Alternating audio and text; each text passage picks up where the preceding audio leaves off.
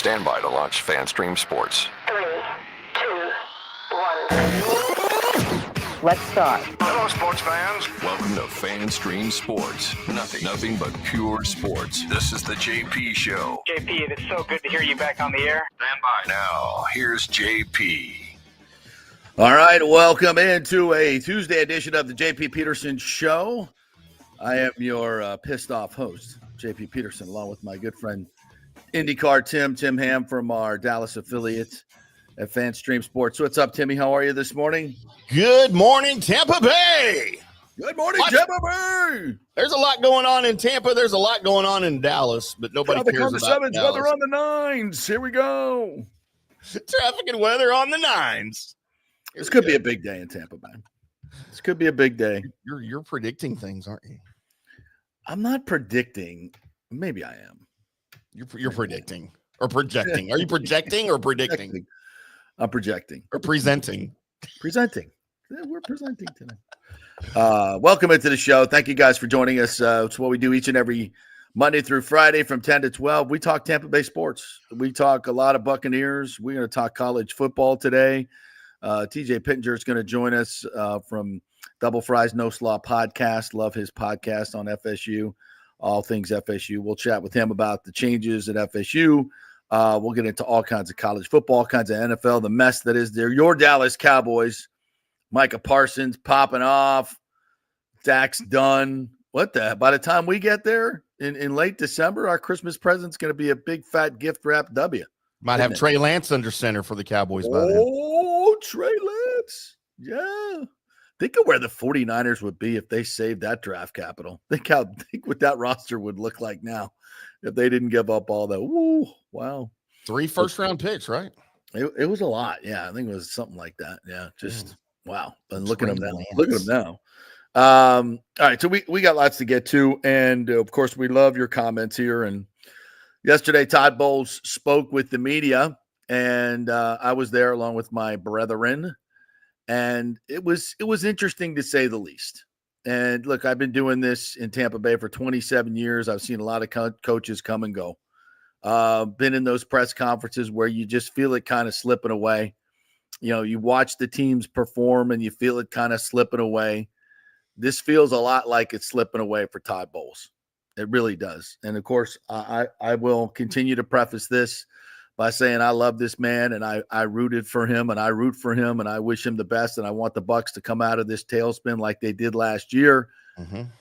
I don't think Todd Bowles can do it. I think myself and a lot of Buck fans feel the same way. And I never, ever root for anybody to get fired. That's not what we do here. We always want to see guys succeed, especially locally. But there comes a time when you just feel like you're constantly rowing against the tide. You're just constantly, and things are snowballing the wrong way.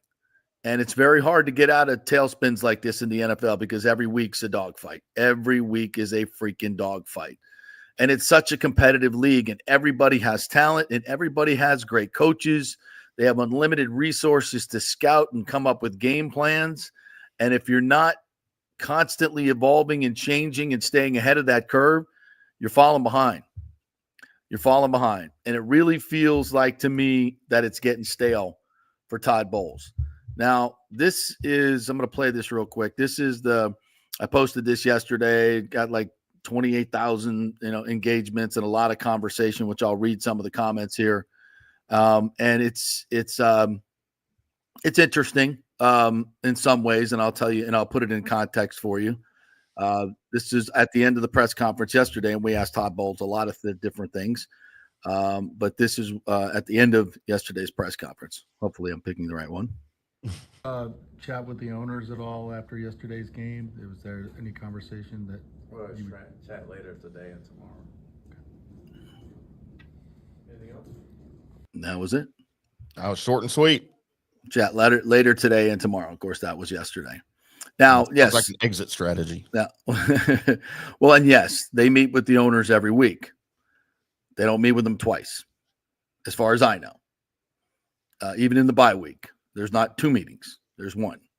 Mhm. So for those of you, my friends, will they meet with him every week? I know that. And I didn't ask if they meet with him every week. What I asked was, did you meet with them after the game? Right. Because I had a reason for asking that. Because as I was walking out of the locker room, we talked about this a little bit yesterday, Todd Bowles was walking towards me and he was pissed. And obviously after a loss like that, he was really pissed. He was more pissed than he normally is. At least that's how I read his body language. And as soon as I walked through those double doors, where the coaches' kind of office is, and where the coaches are, and I saw Ed Glazer. Now, by this time, you rarely see the owners around. After wins, after losses, you rarely see them. They're usually getting in their cars and they're gone. Kind of in the same area, but they're not in the locker room area.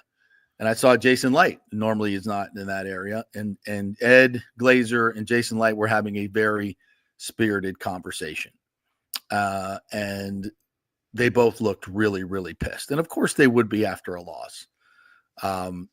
But I'm just reading the tea leaves, everything, and all these things come in. Not one thing is, tells me, oh, this is going to happen or that's going to happen. Not one. It's a combination of a lot of different things. And as I said, we've been doing this a while, and it's just struck me, the body language of everyone just struck me as very unique. And then you look at the circumstances that surround where this team is right now.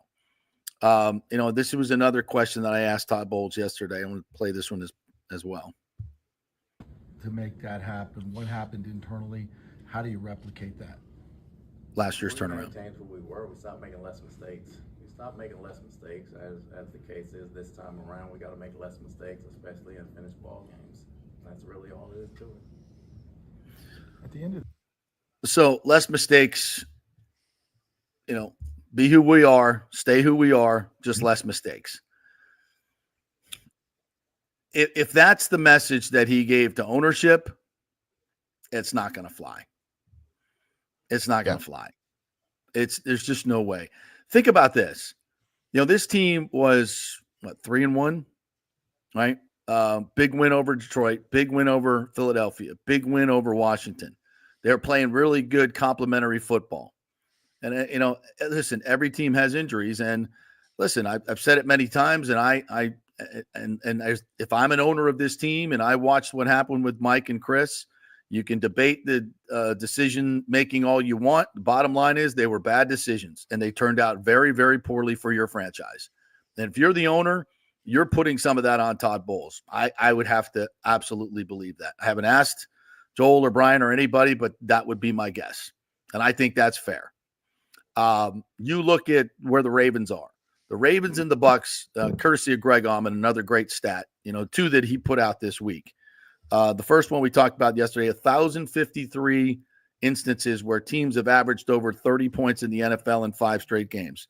The Bucks are the only one to have won only one game out of that. One game. And that's the 2019 Bucks and the 2024 Bucks. Both of them have one thing in common. Todd Bowles as the defensive coordinator. I mean, these are numbers that the ownership sees and looks at. Okay? That's tough to swallow. And then this one, the Bucks and the Ravens have basically the same numbers for the past 6 weeks. The Ravens are 5-1. The Bucks are 1-5. Well, they got Lamar and they got the numbers are the same, offensively and defensively, almost identical, within a few yards. That's game management. That is game management. That's game management in numbers. Those are proven numbers that you can see that just say, what are you doing in crucial situations that are making you lose this game? Well, your corners are playing 15 yards off, and when you're supposed to be keeping players in bounds to use timeout and use clock. It's a simple cover 2 zone defense, corners in the flat, make them catch the ball in play and tackle them. This is not time for man-to-man defense. What are you doing? What are you doing? Tackle them in bounds. Pretty simple stuff. Nope, not the Bucks. They're just allowing easy out patterns, soft coverage, get out of bounds, 4 seconds, give you 8 yards. 4 seconds, give you 8 yards. When you only got to go 30 yards, well, because you would have had gone 35, but you effed up the kickoff because somebody doesn't know the rule and you can't move before the guy catches the ball. Oh, my God. So now it's even easier. This is what poorly coached teams do time and time again. You can go back to both Atlanta games. Opportunities galore to win games. Yes, the players aren't making plays. I agree with that. You need players to step up and make plays, but you also need coaches to put them in the right positions to do so. And you need coaches to, maybe it's we're constantly talking about coaches making bad decisions. Shouldn't we ever be talking about, well, that was a great call. That was a great call. Look at what happened there. That middle screen to Rachaad White was a great call. Would have loved to see that first and goal from the 8. Nope, we're going to run it twice up the middle with Rachaad White, our third best back. If you are going to sit there and tell me that was Liam Cohen's idea, I'm not going to believe you. I'm not going to believe you. Sorry. Not going to do it. Not going to do it. It just, you're playing, as Baker Mayfield said after the game, your own quarterback said it. You got to play to win. Got to play to win. 2 runs up the middle with your third best back is not playing to win. That's playing to, we got to milk the clock. Got to get the clock. We can't leave them with any time. Yeah, true. Can we get both of these things accomplished? We're professional football players with one of the best offenses in football, even without Mike and Chris Godwin.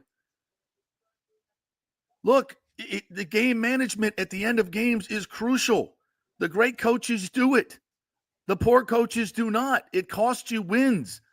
And there is no way this team should sit here at the break 4-6, given what we've seen from this team.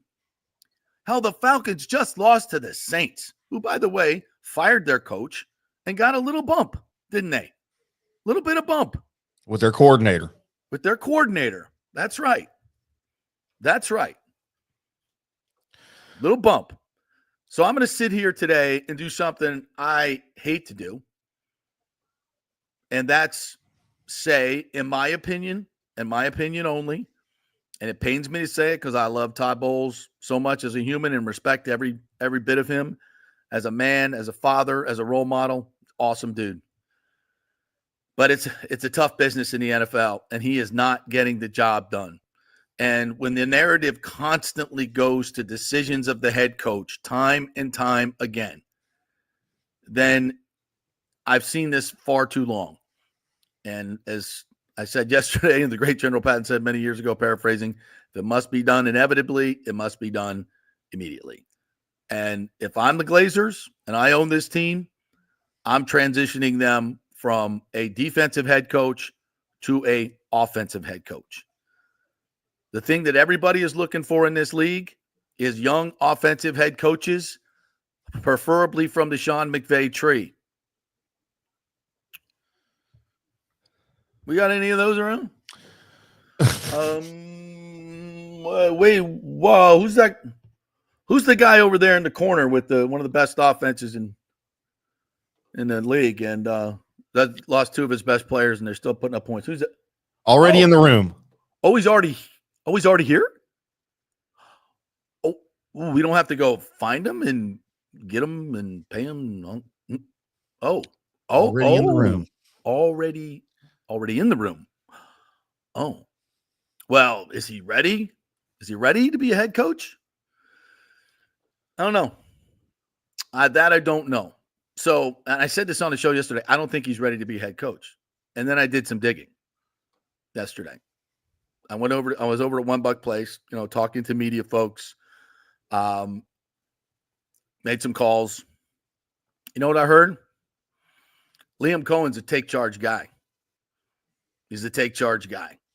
And he's shown a lot of, let's just put it to you this way. The people that I talked to said they think he is ready to be a head coach. He's young. He's energetic. He's offensive minded. He commands the room. I heard the guys talking last night on Monday Night Football about young coaches, and Sean McVay in particular. He's been in the room with Sean McVay a lot. Sean McVay trusts him. Sean McVay thinks he's a really smart guy. Sean McVay did not want to leave him to Kentucky, so much so he brought him back. Sean McVay loves Liam Coen. And Liam Coen is highly respected, and now giving his first chance as a primary play caller half a season, I don't think anybody who has any sense at all would say, it's average. No, it's good. It's been really good. It's been really good. And here's the other part of it. As I say, everybody's looking for that. When the 6 to 7 vacancies open up this year, like they always do, who's going to be high on the list who just had a top 5 offense in the league? Who's that going to be, Timmy? Liam Coen. That's going to be Liam Coen. I don't agree with that, but right. But it's the trend in the league. That's the trend in the league. It shouldn't Absolutely. be, but it is. So I hear what you're saying. So do you want to, if you're the Glazers and you're sitting there right now and you've just chatted with Todd yesterday and you're going to meet with him again today, that was the old, we met with Lovie Smith. What's your plan? We don't like your plan. The next day we meet with you, you're fired. That was the end of the season. The Glazers have never fired any NFL coach in the middle of the season. They've done it, I think, 3 times with their soccer team and just recently. Yeah, but that's not a real sport, so it doesn't matter. Right. Just as an aside. Do I think the Glazers are going to do it? If I were them, I would do it. I'm not going to sit by, even with what happened last season, and Todd turned it around. And he gets full credit for that. I asked the question, make less mistakes. I don't know. I just don't get the feeling it's the same vibe this year. And part of that is because you don't have, Mike's hopefully coming back. You don't have Chris. It just seems like a different vibe this year because of the end of games. Because of the end of games and the fact that last year's defense was a lot better. This defense is the worst. It's 31st in almost every category in the last 5 to 6 weeks. And it doesn't look like Todd Bowles has any answers. And when he says, yesterday in the press conference, he talked about, no, guys are supposed to be up on the line. Well, if you can't get guys to do what they're supposed to do in crunch time, that's on the coach. That's on the coach. Inevitably, it's on the coach. We can't keep saying miscommunication. We can't keep saying mistakes. Good teams don't make mistakes. Good, well-coached teams don't make them. And Todd's the first one to say we got to coach it better. It's not like he's laying all the blame on the players. He's laying the blame on himself too. And he's right. And again, these guys are highly compensated. They're going to be fine. If Todd were let go, he'd have, a couple of years to go watch his kids play college football and make tons of money and eat lots of milk and cookies. He's going to be fine. He's going to be fine. I had a weird thought yesterday. And somebody jogged my memory and said, what about bringing the old man back? I'm like, the old man? Bruce Arians? That ship is sailed, though, right? Organizationally. I think so. I don't know. It wouldn't shock me. And I don't think it's a horrible idea. What's he doing? Because he didn't get fired. He didn't get fired. He was ushered out. And that guy that did that ain't around anymore. Well, he is, but he's up in the Fox booth. So I was like, oh, that would certainly put a jolt back into this team. It certainly would. I don't know if Todd would like it. I mean, that juxtaposition would be kind of weird, but it'd be better, and I'm talking about keeping Bowles on as DC and bringing Arians back. I don't know. Yeah. See, that's crazy. But see, here's the problem with that, JP, and I was going to get into that in a minute, but since you brought it up, do you want a defensive coordinator, regardless of if he's a head coach or not? Do you want a defensive coordinator whose defense is ranked 31st in the NFL, who has allowed 23, 30, 31, 41, 27, 36 points over the last 6 games? No, and in last week, they allowed 23, but they wanted missed 3 5 field goals, and you gave up 415 yards. So if you're going to say that was a good defensive performance, I'm going to have to respectfully disagree. They scored when they had to at the end of the game. Yeah, two big drives that they had to have. They scored with ease, by the way. They did it with ease. Mm-hmm. So, it's not always about the points on the board. It's you think that was a good defensive performance, 415 yards, 353 yards passing. I mean, come on. That was a terrible defensive performance, and you didn't get it done when you needed to. in the end.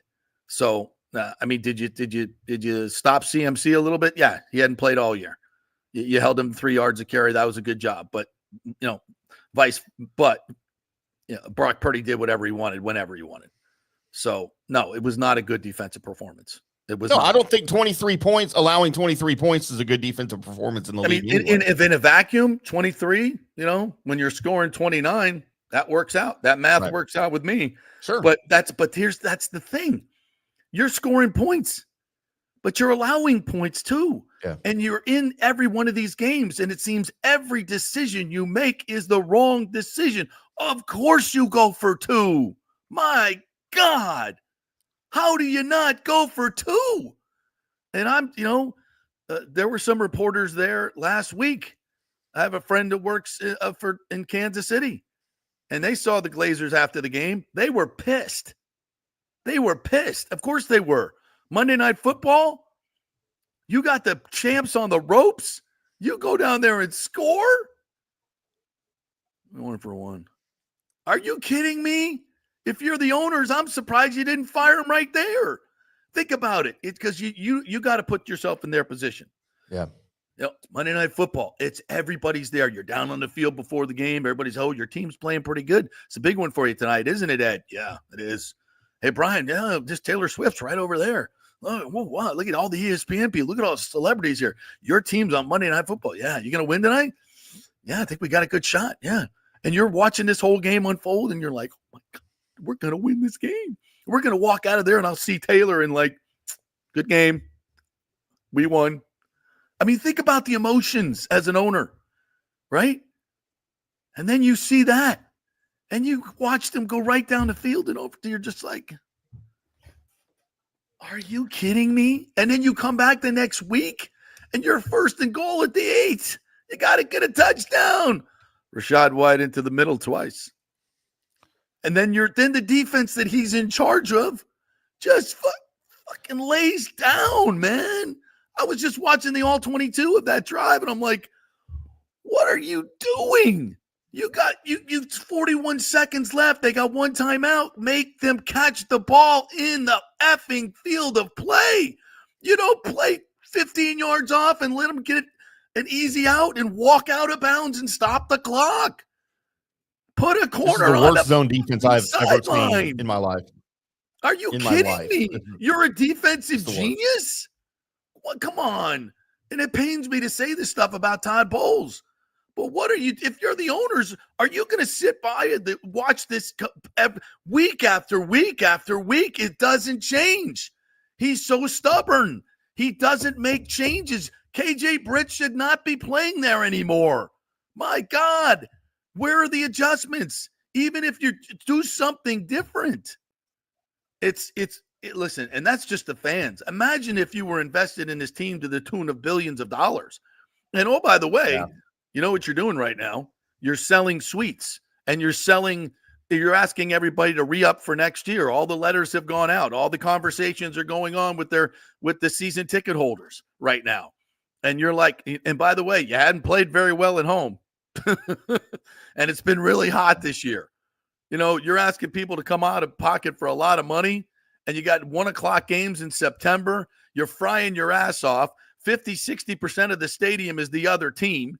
And I got, fans texting me in the press box, JP, this is awful. I'm surrounded by 49er fans, and it's hot as hell. And I mean, come on, folks. This is a business. This is a business. You can't sell tickets in this environment. It's a tough sell. It's a tough sell. This is, and if I'm the Bucks, and when I'm gonna sit back and watch this thing play out, and is there a chance he turns it around? Yeah, they did it last year. Is there a chance he does it again? Zero chance. Do you want to be sitting there as an owner at the end of the year and say, why didn't we make the move at the bye? And you're sitting there and you fire Todd Bowles anyway, and Liam Cohen's already out the door to another team because his agent's already talking to other people looking for head coaches. Mm-hmm. Or do you want to short circuit that right now and hire him as your interim and have a great chance to keep him on or maybe even make him a contract offer right now. Is it premature? Absolutely. 1,000% premature. 1,000%.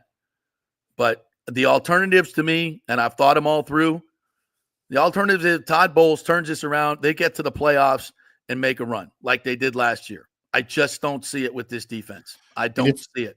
And if you do that, what are the chances next year you repeat the exact same process? You start out of the gate slow. Your defense sucks. You still can't play zone defense. Or start fast and then go into mid-season tailspin like you do every year. Yeah.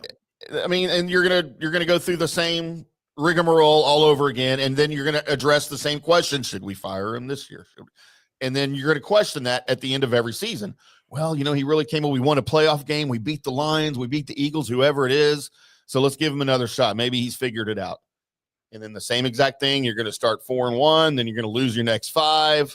Who's your offensive coordinator, by the way, Tim? Because he's going to be gone. It's gone. Yeah, you got to go find another one. And it's just they'll keep revolving door of offensive coordinators. Yeah. So, when you think this through,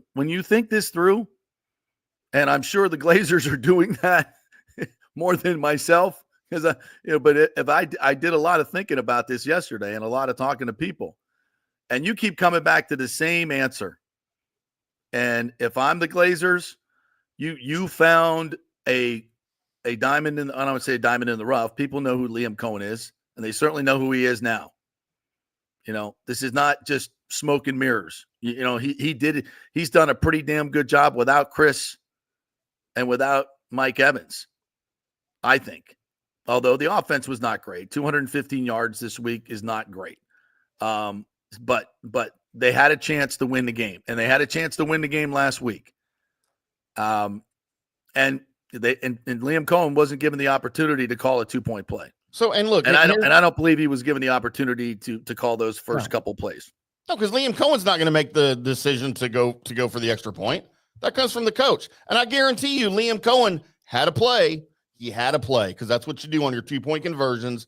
You have those plays set aside where you can get 2 yards when you have to have it in a goal line situation, and you save those for your 2-point conversions. I have no doubt Liam Coen had a play in mind. He already knew what he was going to call because that was the sensible thing to do. And when he got the call, hey, we're just going for 1.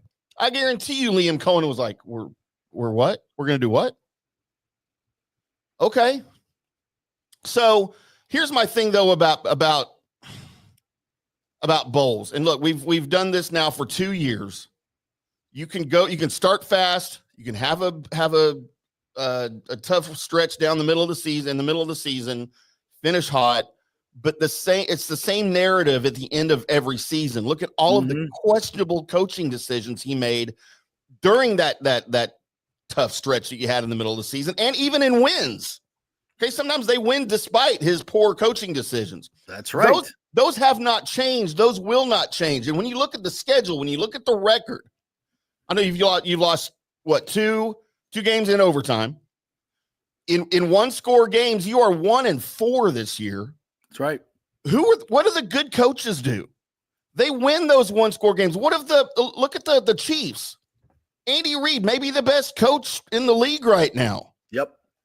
And it has been for a long time. They've won all of their one-score games. They've won all of their overtime games. Of course, week 1 with that Baltimore game, that was sketchy with the foot on the line, right, by Isaiah Likely. Could have gone either way. But you know what? And they block a field goal Sunday. But you know what? You won. You won. So that's the difference. I feel like the good coaches figure out a way to win those one-score games. That's right. They put themselves in positions at the end of the game to win. Whereas the coaches maybe that aren't so great, I didn't want to say bad, but that aren't so great, you're the one trying to catch up at the end of the game. You're down 2 touchdowns. You need 17 points in the fourth quarter to win, and you might get the 14 to put it into a one-score game. But you don't ever get over that hump, right? You don't ever, like I said, 1-4 in one-score games this year. You lost 2 games in overtime. He's turned in his resume. His resume is complete. His body of work is full. You don't have a one-season body of. You've got 3 years now, or 2.5 years. That's right. To look at it and say, I'm not doing this for another season and a half or another half season. That's right. Let's just see because you got nothing to lose. If you fire Bowles and Coen comes in, what are you gonna play worse? Maybe. Well, that's get what a better I was going to draft say. pick. That was what I was going to say, Tim. I said, if they made that move today, do you think there would be a lot of people saying, "Oh, he did it last year.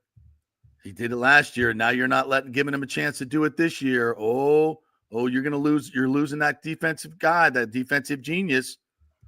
Like, with all due respect, I don't think that's going to be part of the narrative. I just don't think that's going to be part of the narrative. Does anyone think Todd Bowles is a defensive genius? No, Like, I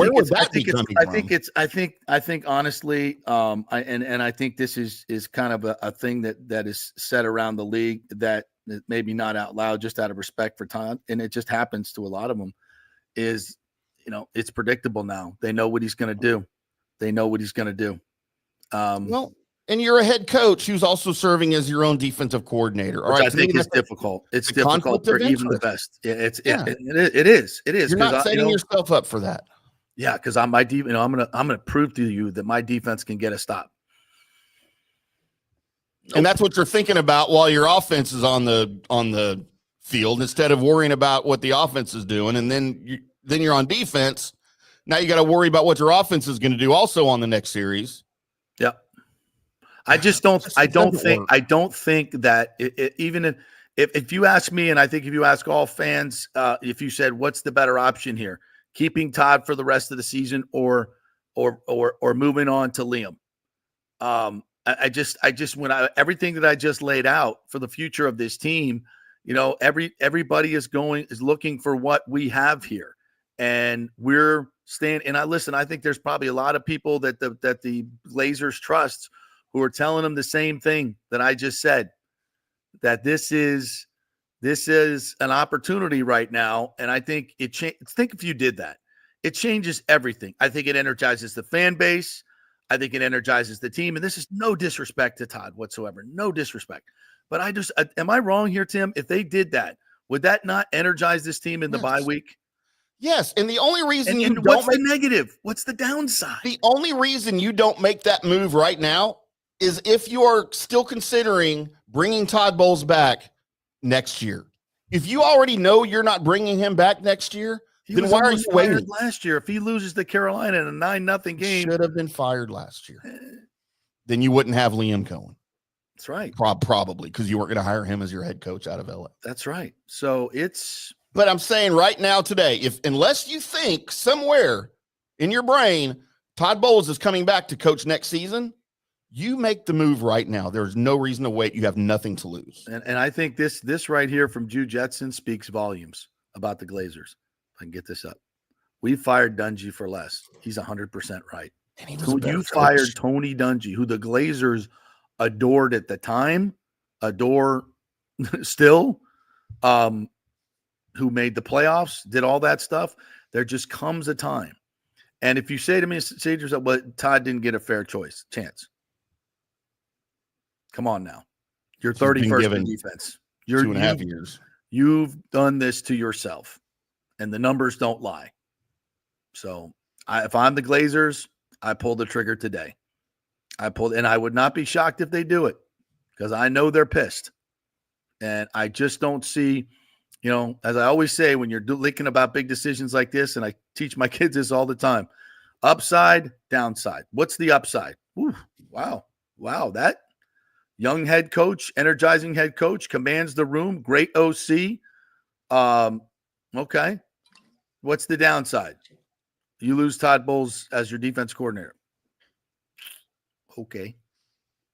All right. What's the upside? You keep Todd Bowles. You see a lot of the same thing. Maybe he makes a bit of a run, but is he ever going to be higher than a 500 coach? No, he's not. That's who he is as a head coach. And there's no shame in that, man. Being a successful head coach there's not many men on the planet that can do it. I certainly couldn't. You couldn't. It's okay to be a really good coordinator. It's right? damn good. Guys make great livings in the league being a great coordinator. And Todd Bowles has Super Bowl rings and he's got it all. He's accomplished it all. He's nothing to be ashamed of at all. One of the greatest offensive coordinator brains in the history of the league, Norv Turner, was never a good head coach. Great offensive There's no shame in that. No shame in that. None. All right, let's switch gears a little bit and bring in my good friend TJ Pittenger.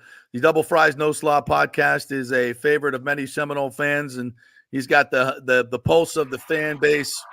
TJ, what's up, man? How are you, my friend? Do you hear me? I'm suffering through this year. Yeah. Can you hear me okay? I got you now. You sound good. I'm eyeing that Bobby Bowden ready hat to in get the to back December. corner there. I see that. Yeah, little Bobby that ball's Bowden signed by him. hat. Yeah, mine. Yeah. I got one right back there You got to too. respect the legend. See that right Yeah. there is my Bobby Bowden signed ball right there. Yeah. Yeah. Oh. People will be like, "Oh, I've been doing some national stuff," and people will be like, "Oh, you got to get rid of all the FSU stuff." And I was like, if you knew who signed that, there ain't no getting rid of that one. Why would you get rid of it? What are you talking about? You have a bad year. Come on. That shows if you do that, you're like, that shows, in my opinion, lack of character. This is the time you got to stand with your university, right? When times are the most difficult. But TJ, we stand here today with a glimmer of hope, right? The official demarcation of moving on has begun, as Mike Norvell did something that a lot of fans thought he wouldn't do, and that's fire his OC and his DC and Ron Dugan's wide receiver coordinator. And yesterday's press conference, and I listened to it, and I think I heard him say that he will give up the keys to play calling. And I think that's what a lot of people want to hear. Yeah. Did I hear that right? Or did he say that's a possibility? What did you take out of that? Yeah, I don't think he said like it's 100% certainty, but when he was pressed on it, he did agree like, hey, we're evaluating everything. He called the offense just terrible. He said it needed to change and things needed to get better. And so, yeah, I do ultimately think he will. I think it's going to, if you wouldn't make a move if you weren't going to do that, in my opinion. Like Alex wasn't calling the plays, Alex Atkins, who he let go. And so why would you let him go if you weren't bringing in an OC that could put in their offense and have it be their system? So yeah, it wouldn't make a lot of sense to me to move on from Atkins if that was going to be the case. Mm-hmm. And so, yeah, I think he will. And I think he needs to, you need to CEO this thing a little bit more. And that's what I think ends up happening. Yeah. And also, how do you hire a competent offensive coordinator if you're not going to give him the keys to the car? You're not going to be able to find, nobody's coming in here to be an understudy. And that's not going to energize the fan base. It's not going to show recruits that there's a willingness to change. I think if he did that, that would, and I don't think Mike Alford, the athletic director, left that as an option, quite frankly. And yeah. No, would you agree? The pressure on him is, I think the pressure on him is going to be like, hey man, what we're doing is not working.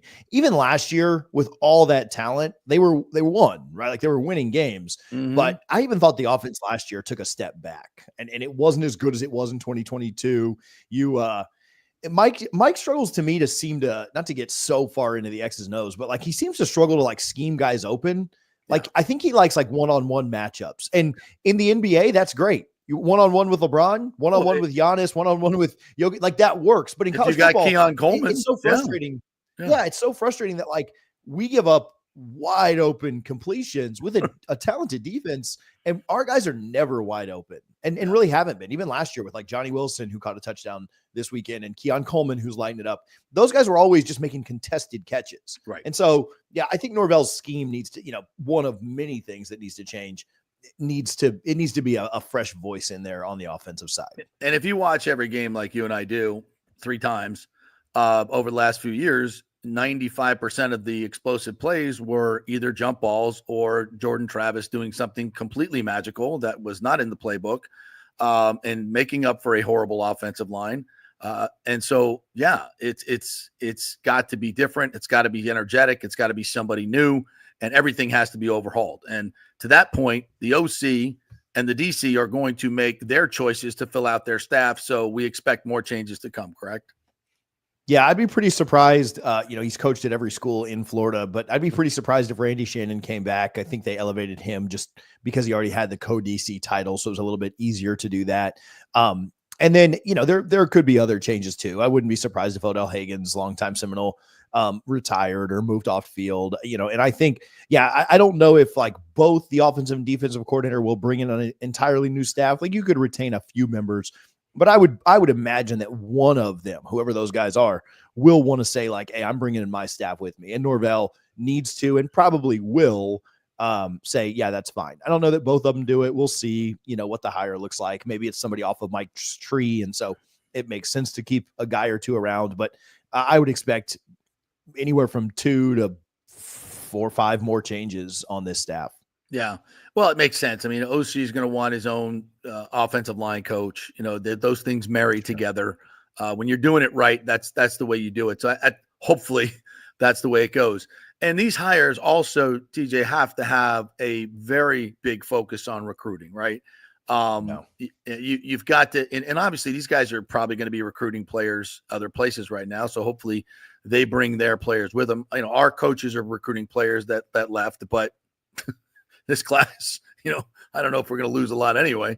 But you got to have guys that know how to recruit, and I want to say know how to recruit the state of Florida, because every good player in this state of Florida is playing elsewhere. We were, thank God the Dolphins won last night, because the state was over for the first time ever, and we've got to get back to owning certain portions of the state of Florida and having great connections, because the high school people that I talk to will tell me that Florida State does not have a great high school reputation here in this state anymore. They don't.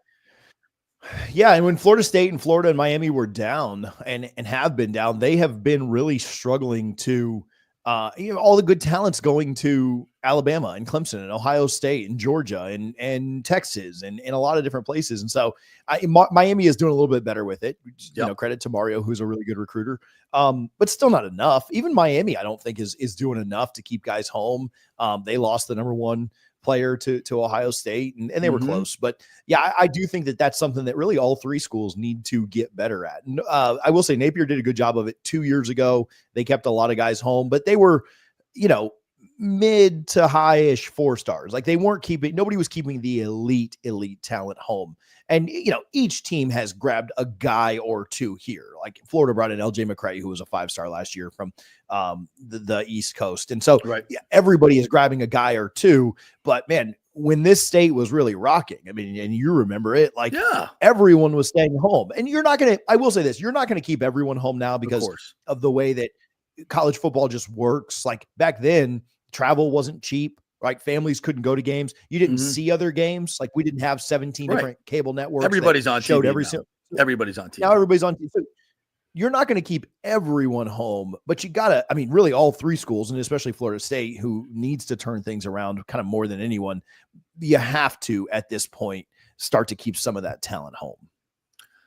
Yeah, I agree. Let me go turn it back just a little bit and because I haven't asked you this.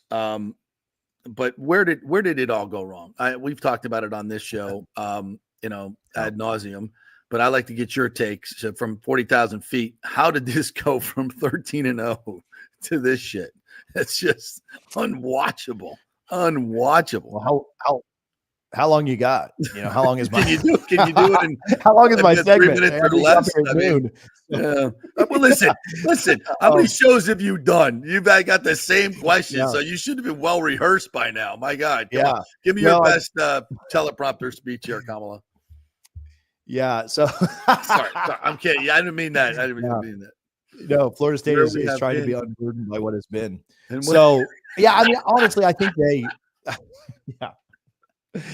Immediately half the audience is enraged. I do think I think that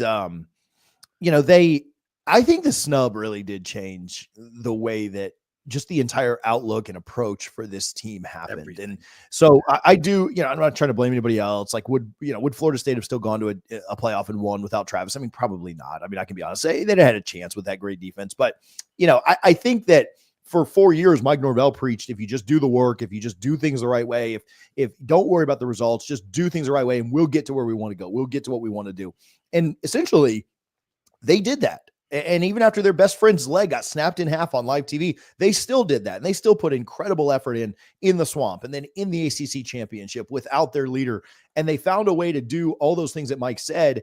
And when that rug was pulled out from under him, and basically like what he had been preaching for 4 years ended up being wrong, not Mike's fault for sure, right? But ended up being wrong. I don't think he knew how to rebound from that. I don't think he knew how to coach that. And so what really should have happened is Florida State goes to the playoff. They probably lose to Michigan. That's fine, whatever. And I don't think they feel the same need to go out and try to run it back. And they tried to run it back this year and just grab anything and everything they could out of the portal. Their evaluation process this year was not very good in the portal. They kind of looked at themselves as like an Alabama or a Georgia or Ohio State, where they could lowball guys and people would want to just play for Florida State because it was this program. And so they missed out on a lot of their first targets. They didn't evaluate well. They didn't hit well in the portal. And so they had to go to like second and third options. And so if they had made the playoff, I think they would have set expectations a little bit differently. I think they would have said, hey, we're going to focus on youth and then make a real run at it in 2025 again. And I don't think there would have been this need to like reach. I feel like they had to reach in the portal. They had to go get a DJU. They had to go get guys that maybe weren't ready to play at Florida State, Bama cast-offs or whatever. And so I think that played into it. And then at the end of the day, I think there was a ton of talent on that team last year. And we know that. Those guys are balling in the NFL right now. Jared Verse going crazy again last night. And so there was a ton of talent, and it is really hard to replace that. I mean, look at Michigan right now. Like, you know, they're not the disaster that we are, but like it's hard to keep that up. And so, you know, you're replacing that talent. You've got that sucker punch from last year. You reached on some guys. Like, there's a lot of different factors that play into it. But I also think that the talent that was on last year's team covered up some of the issues, right? You talked about offensive line, like Jordan covered some of that up, and the coaching deficiencies that you've had. You also didn't have very good depth last year. And so like the guys that were playing behind all those all-stars looked good in garbage time, but they weren't really as good as you maybe thought they were. And so, again, what went wrong? There's no one thing. It's all those things together to me. And still 1-9 is indefensible. But, you know, if a couple of breaks go their way early in the year, they pick up a fumble against Georgia Tech. They don't have the near pick six in Boston College. They find a way to beat Memphis. If they would have won a couple of those games early, they're probably sitting around 500 right now. But then once the season was gone, it was just like, well, let's just go total youth movement and try and build towards next year. So I don't know, just a massive mix of issues, no one thing, but all of those factors kind of played into each other have created, like the worst. I've never seen anything like this.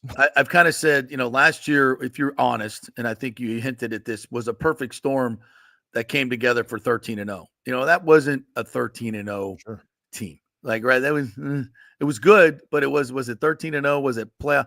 You know, at the end of the year, I thought they were, you know, defensively as good as anybody, you know, and they won some games, but listen, you could say that about a lot of teams around college football, which is why I said they still, you know, were there better teams that deserved to be in the playoff? Look, sub Georgia for Alabama, either one. But listen, it was unprecedented. You win your conference, you're undefeated, you go. That's the way it's supposed to work, but it didn't. So I think it was a perfect storm that came together for them to win those games last year, and you credit them for Mike Norvell for doing it. He won 19 in a row. That doesn't happen by accident. You're doing a great job recruiting. You're creating a great culture of guys who play hard and go out there and bust their ass and don't quit. And that's what we saw. And we've seen exactly the exact opposite this year. And I think loyalty played into it. You know, I don't like the fact that you bring in Roydell from Alabama and you hand him the RB1 job. You bring in DJ Dew and you hand him the quarterback job because it's NIL and you almost have to do it. And I think he missed on a lot of those evaluations. And I think it probably, you know, that whole family vibe that he was selling, everybody's like, unless you, and I say this all the time, you're going to bring in a player, he better be head and shoulders over everybody you got if you're just going to give him a starting position. And everybody's got to know, oh, that's a dog. That Jared Verse, he's a dog. That Keon Coleman, he's a dog. Like these guys, Tatum Bethune, oh yeah, that's a leader. He's a dog. I respect that. Marvin Jones Jr., no. Roydell, no. Malik Benson, no. DJU, no. I mean, that's not the same situation. And I think Mike probably learned a lot about that, as all these coaches are learning, right, TJ? There's no template for what's going on in college football right now. Now, 1-9, being the worst offense in the history of college football, that's tough to swallow. But there's a lot of change, and I think Mike just did not handle this well in any way. Yeah, he seems like a different person since last December, right? Golly, And I was just listening to that press conference yesterday. Expound on that. And I honestly thought yesterday's press conference was better than the last 10. Like I thought after yesterday, it sounded a little bit more hopeful, but really before yesterday's, he sounded dead. Like I would have been fine if they just stopped doing press conferences. Like as a fan, as a supporter, as a booster, like somebody who gives and cares about this program, I was like, dude, you just don't do them. Like these are worse than the game. Dude, yeah, he can't even like speak. It's like a bunch and, of getting and I'm like, what? Yeah, Like it's so not confident at all. yeah, and what do you say after 1-9, right? Exactly. 0-1, 0-1, we're mad, and we're gonna be better, and okay, 0-2, like we're gonna fix this thing. But at 1-9, you just kind of say like, Doug, why are you still doing these press conferences? Like, just call it. Nobody really wants to hear any of the coach speak anyway, and no one wants to see you up there looking like a sad puppy. But I do think yesterday was slightly better because he knows, like, all right, well, here's the line of demarcation, right? Like, here's where we start to turn it around, and we'll see if they're able to do that, right? Like, truth, it'll all kind of come home to roost later. But yeah, it's been pitiful this year on the field and hearing him talk. Yeah. All right, so let's continue to move it forward. What's the salvage here in these final two games? You got to beat Charleston Southern, and is there any hope whatsoever that you can rise up and beat the Gators on your own field? I kept saying Brock can't be worse than DJ. Well, he's been worse. Luke is not ready to play. Don't let him play anymore. And that's an indictment on the coaching staff, by the way. If you've been there a year and you can't pull the trigger on a down and out, that's coaching. Yeah. He's not ready. Sit him down. Is it Trevor Wilson, the third guy? Yeah. I think that's Trevor Jackson. Trevor Jackson. I keep getting Wilson and Jackson mixed up. The kid from Orlando Jones, that was an Elite 11 quarterback. I'd love to see some of him just because the other two guys really can't play. Because I see freshman quarterback all over this college football game coming in and making plays and doing things. So it's a mindset, and some kids have it and some kids don't. I don't see it in Brock right now, although it's unfair to evaluate him behind this offensive line and this offense. It's just complete garbage. Well, what do you see of the quarterback position moving forward? Yeah, I mean, I think they're going to continue to rotate those two guys, because I don't think one of them will be on the roster after this year. I think one will transfer. And so I think you want to see if you can find anything out. Now, again, maybe your offensive line does hold up against Charleston Southern. You mentioned these last couple of games, and I don't know how much you really salvage. If you were to somehow win both of them, like obviously you'd feel a little bit better beating UF, but let's not pretend like UF's a great team either. And especially if, Lagway, hopefully he's back just for his own sake. But, if he's there, I think it's going to be pretty tough to beat UF, but I don't know. Both guys will play quite a bit, I would think, against Charleston Southern, and they'll probably look a lot better because just the talent gap. And they're not only an FCS program; they're an FCS program that's 1-9 as well. And so, thank God you're not bringing in a FCS program that's good because you'd probably end up losing. But I think they'll both play in that game, and then in the UF game, is there a chance? I mean, I think there's a chance to beat UF. What worries me about them is their defense. Like their defense is. Florida State's offense, I don't know if they could score if me and you were playing corner. Yeah. And so that's kind of Florida's not been good, but they've got a defense that worries me about. Can Florida State get to 17 points? Like, can you win a 17-13 type game? If so, like, then you've got a chance. If Florida scores 20 or more, I don't see a way that you beat them. And so, that's kind of my thoughts on trying to finish it out. I think you want to try and play conservatively and keep it close and hope you have a chance late against UF.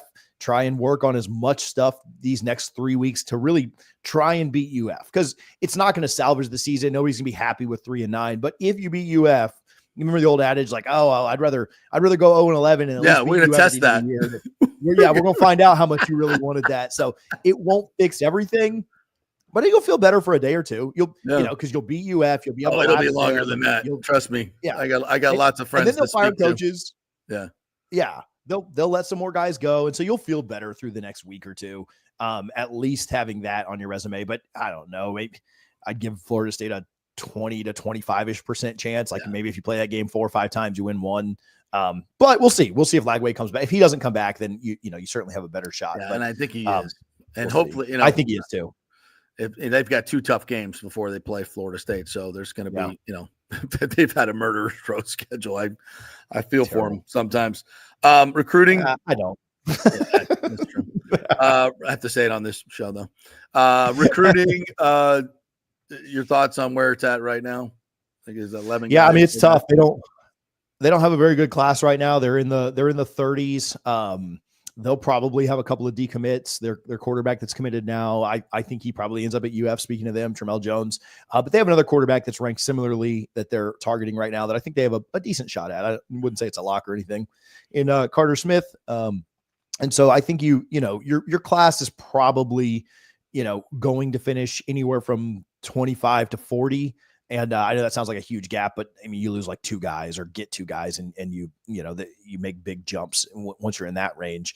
And so it won't be a great recruiting class. They may pick up a couple of nice pieces, but they're going to have to hit the portal hard again. And I know that the focus does need to be on high school, but signing day is like 4 days after the UF game. Like you ain't, you're firing coaches, you're hiring coaches. Like you ain't going to be able to develop enough relationships to matter for this class. Maybe you pick somebody up in the late window in February, but again, probably not enough to matter. And so they're going to have to hit the portal and hit it hard again. But then going forward in the 26 class and beyond, that's where the new coaches really need to start making their inroads. And Florida State, with zero effort at all, Florida State should recruit a top 20 class. Now you go 1-9, you're not going to recruit it, but like with no effort at all, Florida State should have the 3rd best class in the ACC. You're going to be behind Clemson. You're going to be behind Miami, but then you should be ahead of everybody else. And it shouldn't be that hard to win in this conference. You should be able to pretty quickly, with just a little bit of competence, get back up to where you're beating just about everybody else in conference.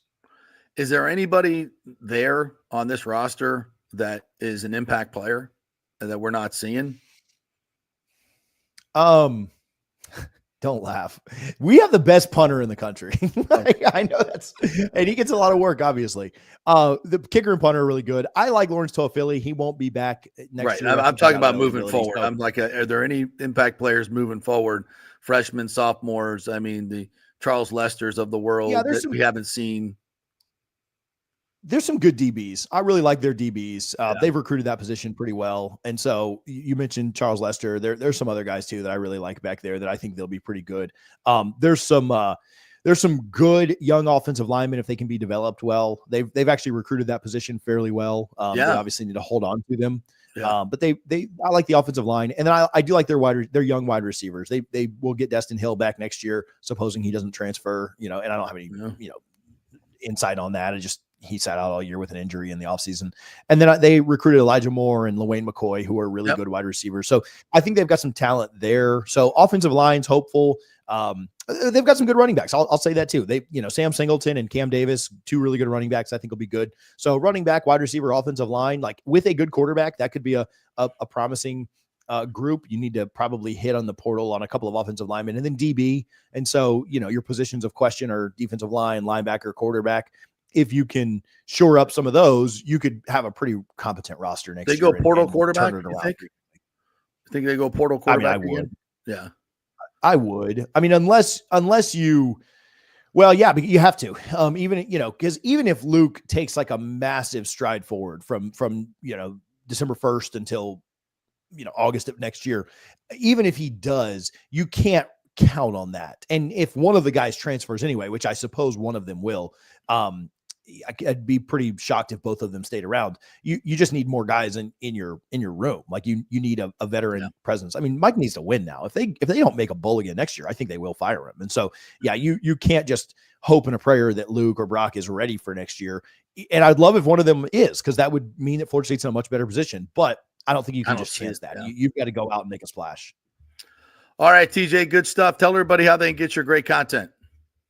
Yeah, double fries, no slaw everywhere, specifically on YouTube, but you can check us out on all the socials, and I appreciate you for having me, JP. Yeah, good stuff all the time. Thanks, man. Go empty that bottle and to your right there. Yeah, all 3 of them today. Partner, have a good one. Appreciate it. TJ Pittenger right there. All right, we'll take a quick break, and we'll come back on the other side and get to some of your comments. Lots of comments on what's going on with the coaching situation. Should the Bucs fire Todd Bowles today in the bye week and move on with Liam Coen? We'll get to those comments. Lots more coming your way here on the JP Peterson Show, brought to you by the Jeeves Law Group, JEE veslawgroup.com, the best in all of Tampa Bay. If you have any issues in the legal realm, they will give you a free case evaluation. So why not call and get those legal opinions for free? They'll do it for you. Go to geeslawgroup.com, contact them through the website, tell them JP sent you. Back in 3, stay with us. We've had a lot of fun with the monthly birthstones, and October is no different, where the birthstones are opal and tourmaline. All the colors of the evening sky are captured in the mysterious shifting hues of opal, and tourmaline has a color palette for every mood. Did you know that opals have been cherished for centuries, associated with royalty and good fortune? Tourmaline was once thought to protect against evil and enhance spiritual connection, adding to its allure. And during the 40th anniversary, you can find a special selection of this precious gemstone, from stunning rings and necklaces to elegant earrings and bracelets. Of course, Steve Weintraub handpicks every piece for its brilliance and quality. The expert staff will help you find the perfect gift, whether it's for a loved one, a special occasion, or a treat for yourself. Visit the Gold and Diamond Source today, where you'll always find the perfect gift. It's more than jewelry, it's love. Hey, it's football season, so we welcome back the FSU Football Report every Monday and Friday on the J.P. Peterson Show, sponsored by those huge FSU fans at Italiano Insurance. They'll save you money as well. Just do a quick insurance checkup, 813-877-7799. They just saved me $500 on homeowners insurance. Who's doing that? Yeah, they just shopped it around, found a better, cheaper company, and we got a cheaper price. And business insurance. Make sure you're covered or you could lose your personal wealth. That's 813-877-7799. ItalianoInsurance.com. Go Noles. Hey Tampa Bay sports fans, this is two-time LPGA major champion Jane Geddes here. After winning the US Open and 10 other LPGA events, I wanted to try something completely different. So I came right off the top turnbuckle and landed in the crazy world of WWE. And yes, you heard that right, that's WWE. Working for the Vince McMahon as the VP of Talent Relations for the company. Now, though, I want to work for you. Everything I've done in my life, I've done with incredible passion. And now I've turned my focus to leading the best real estate team in Tampa Bay, the Geddes Gordon Group with Keller Williams in South Tampa. If you're looking for a new home, an investment property, or looking to sell your current home, we will give you major championship level service. When you choose Geddes Gordon Group, you become part of our inner circle, like family. So if you're looking for a few golf tips or a golf course view, we're going to stripe it right down the fairway. Call me at 813-485-6808 or go to gettysgordongroup.com, or again, give me a ring at 813-485-6808. JP here for Third Generation AC and Plumbing. And Third Generation really says it all, folks. The owner, my friend John Rodriguez, has been in the AC and plumbing business since 1995. They built their business on honest assessments and doing great work on time for a great price. Simple, right? Did you know many AC techs are incentivized on big commissions to sell new AC units, and you might just need a drain cleared? So if you want someone you can trust, that's John Rodriguez and Third Generation Services. Check out the 5-star Google reviews. If you have a plumbing or AC emergency, call 813-961-8024 and a human will answer the phone.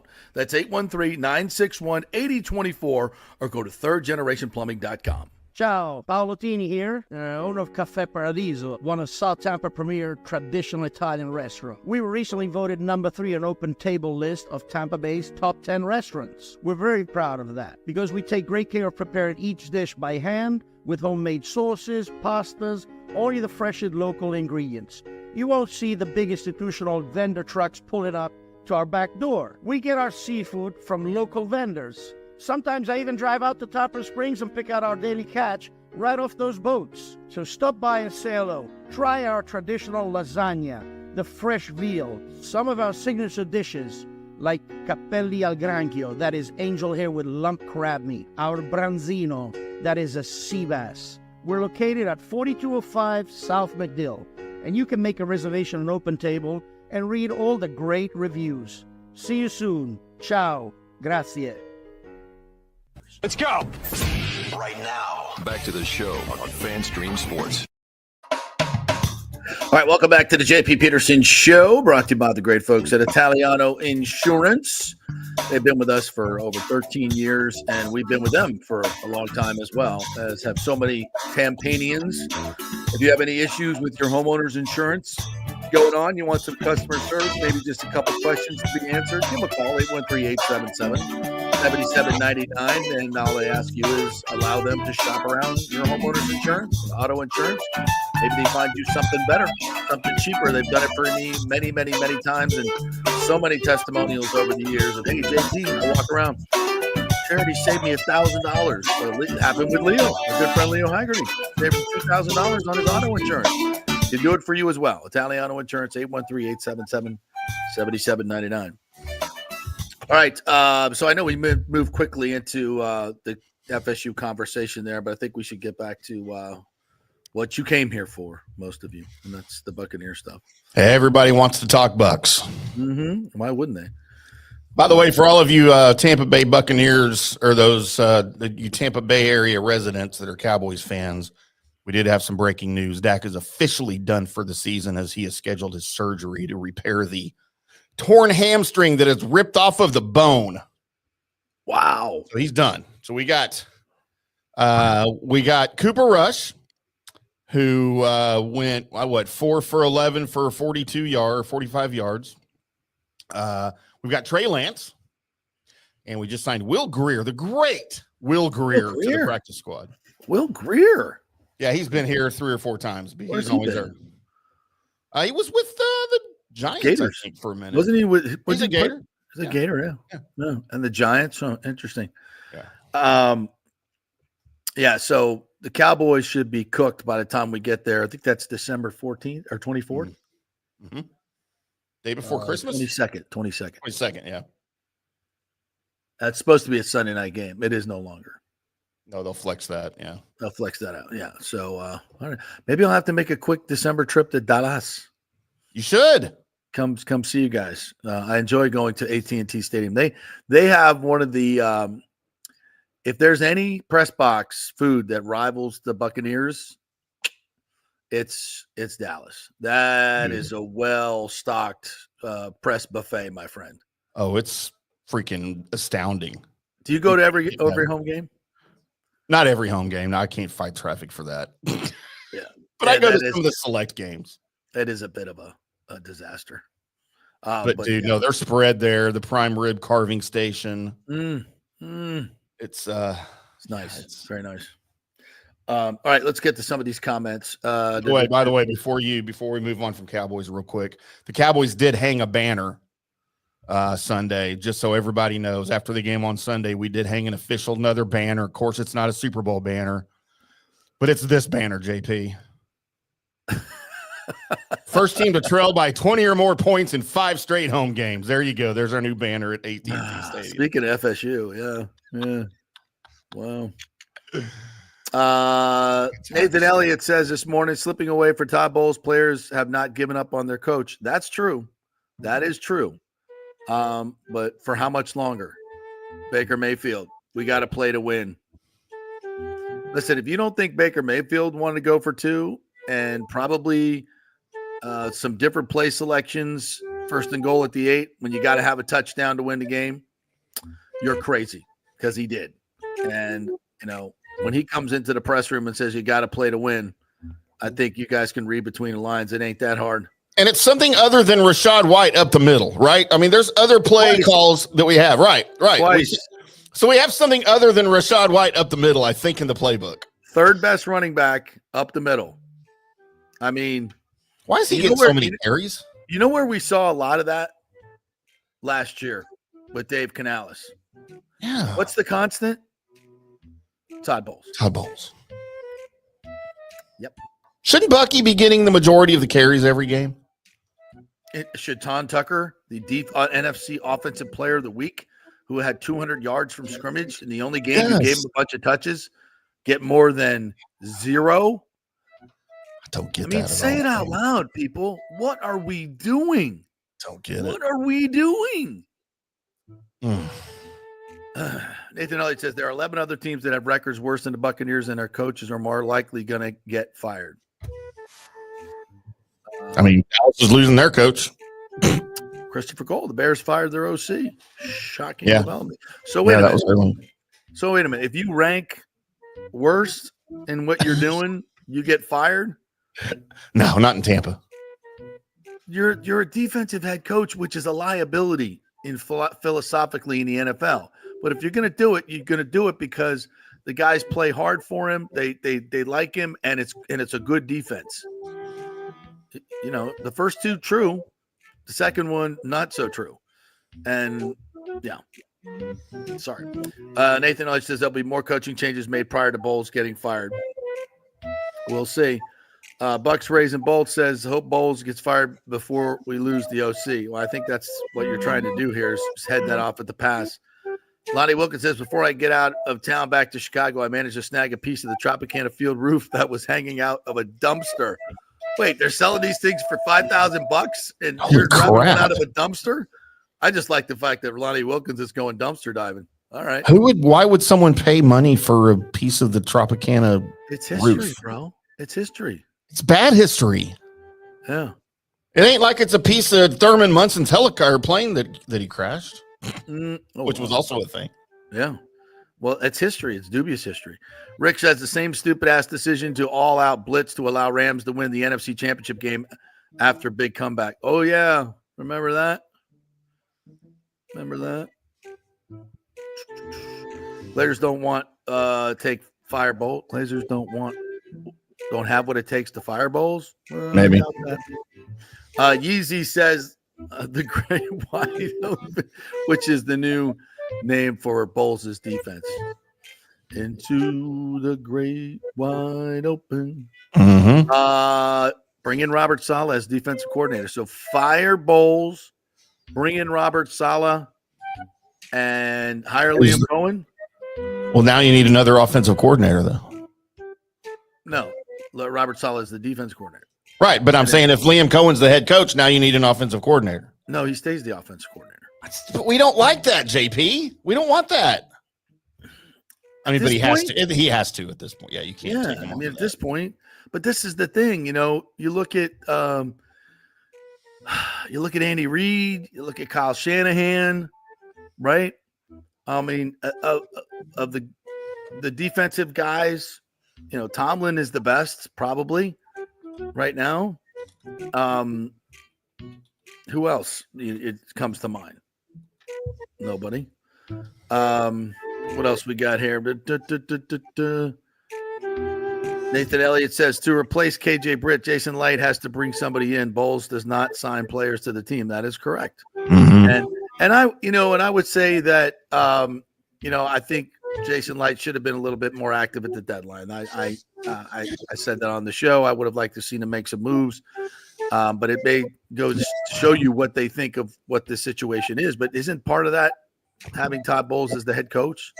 Lonnie says somehow have 49ers fans on my flight from Tampa back to Illinois State, 3 hours south of Chicago. Oh, wow. Gross. That's weird. Yeah, but see, going back to that last point with KJ Britt, Todd Bowles doesn't always play the best players on the roster either. He plays who he is friends with. I think it was Greg Auman that put this up last week about it's Pewter Report. They had the RAS scores for the linebackers, and KJ Britt's RAS score, which basically is a amalgamation of all your physical traits, you know, speed, quickness of all the shuttle runs, all these different things. They clock you in there, even on the field stuff that they use metrics for. And his RAS score was like in the lower 10%. Whereas Vi Jones, who's not playing, who they just elevated this week's RAS score is like 8.97 out of 10. Like he's super athletic.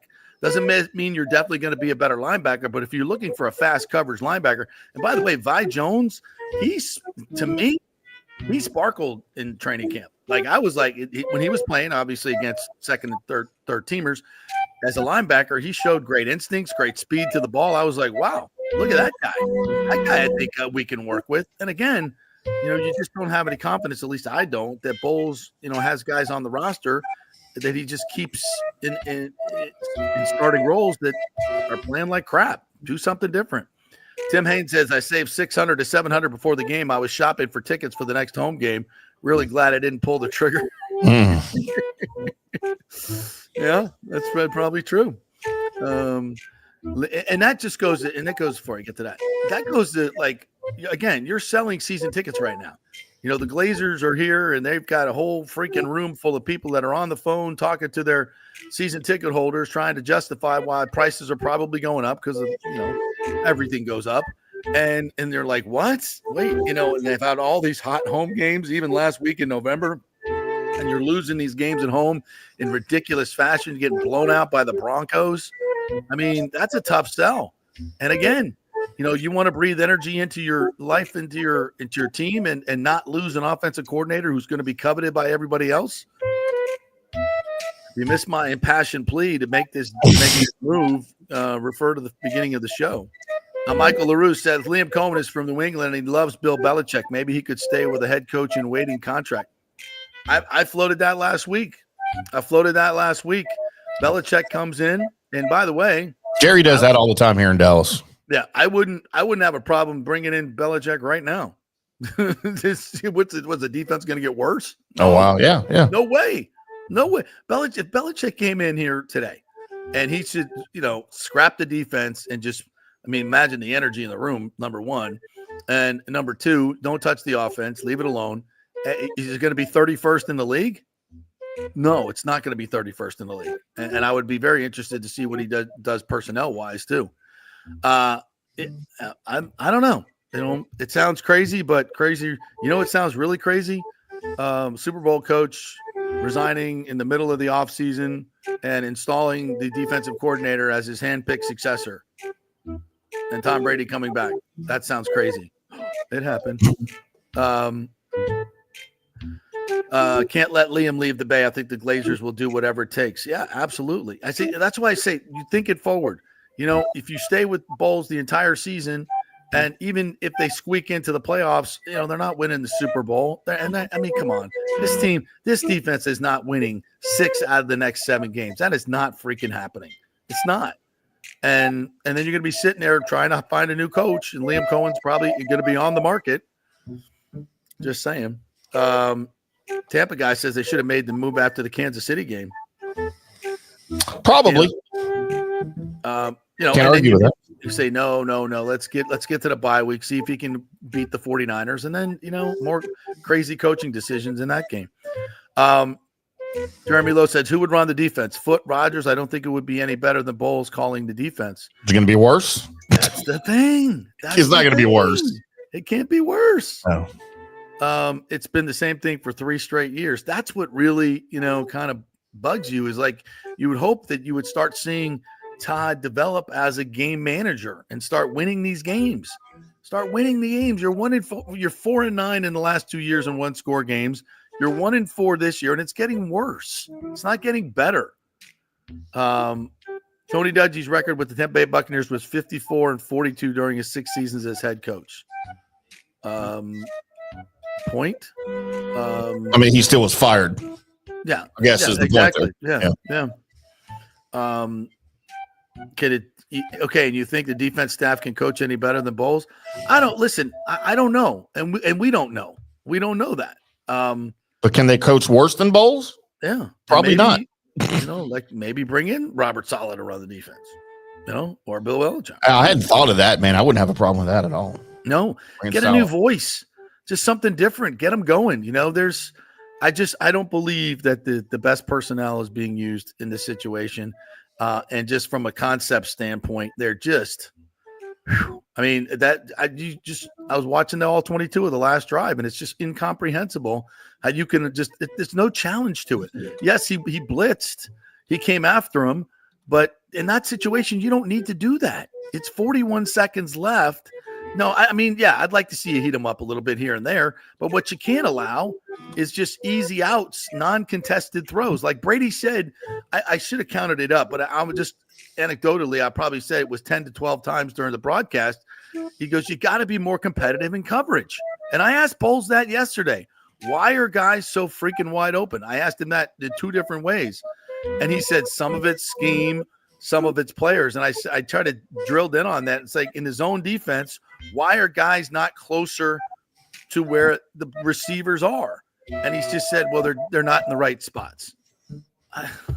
Well, whose fault is that? It's the coaches. Yes. Yes. You could. Well, then get them in the right spots. And why are your corners playing 15 yards off of the line of scrimmage when it's 3rd and 6? Yeah, it makes no sense. And he said because they were told to play up, but they didn't. They didn't get that, and it was communicated. They're nervous or whatever. I never heard that before in my life. What? Come on. What he said yesterday. They're nervous. Michael LaRue says when Andy Reid told reporters that he was glad that Bowles didn't go for 2, the media room started laughing. Bowles' decisions have become a joke. Yeah, we played that sound. Jesus. Todd Bowles always says we need to coach it better. He never says I need to coach it better. Well, I think that's what he means. He takes the blame, but he's right. You need to coach it better, and you're not. Like, constantly, you're not. What's up, Island Boy? Haven't seen you around, but like your emoji there, whatever that is, your profile pic. It's an angry lion. That looks like Ed Glazer going after Todd Bowles. Todd states it's very Jared Jones like. Yeah. Yeah. And what have they won since 90s? Nothing. Squat. Michael LaRue says Bowles can't blame the players. He has had a heavy hand in picking the players since 2019. Plus, he always says that he likes his guys. That's a great point, Michael LaRue. Yeah. Because I see a lot of people trying to shove the blame off on Jason Light. But you're right. Todd Bowles has had a huge hand in drafting a lot of these guys. I mean, he's in the room, and they put a lot of draft capital into that front line, and it is not good, not especially on the edges. These defensive players need a wake-up call and a new voice. That's what I see. Christopher Cole says Larry Foote and Casey Rogers could take over till the end of the season. Yeah, and again, does it go backwards? I don't think so. Christopher Cole says Cowboys should tank and draft Shedeur Sanders and hire Deion Sanders as their head coach. A lot of talk about that. They're talking about that here in Dallas, too. Yeah, that's what I'm saying. That's what he said. Coach the Cowboys. Oh, yeah. What about Prime to the Cowboys? I don't want any part of it. I don't want Shedeur Sanders here. But you know what? At this point, I mean, what are you going to do with Dak? I mean, what he just signed. Hey, by the way, you know what Dak's cap hit is next year? $90 million. How is that possible? $90 million. Is that if you moved on from him, or just yes? If you moved on, you'd have to eat $90 million. Yeah. Well, for 1 year with a rookie quarterback, I guess, Look, I'm not done with Shedeur and Prime. Dak is not the problem here. Dak is not the problem. He has played terrible this season. There's no question. But we've seen him be better. He is not the problem. That banner, how about this one from Rick? If they only used that banner to block the sun, they may have won on Sunday. You know what, Rick? You get this because you are accurate, sir. Yeah. Wait, what is this? Bears report Leon interview for the OC job. He's not interviewing in the middle of the season. It's a lateral move. You can't do that. Yeah, you can't do that. Sanders going to the Jets, or maybe. Hey, well, again, if you're the Bears, do you fire Eberflus? Sanders isn't going to a cold. He's not going to a cold weather team. He won't go to New York. They've already said this. Well, hello, it's called the NFL draft. He doesn't have any choice. No, I'm talking about Deion. Oh, Deion. Oh. Well, is Rick talking about Shedeur going to the Jets? He just said Sanders. So I don't know. Supposedly they're a package deal, all right? Which I don't believe. How does that work? I don't think that's true. Well, how does it work? It's a draft. You don't get to choose where you go.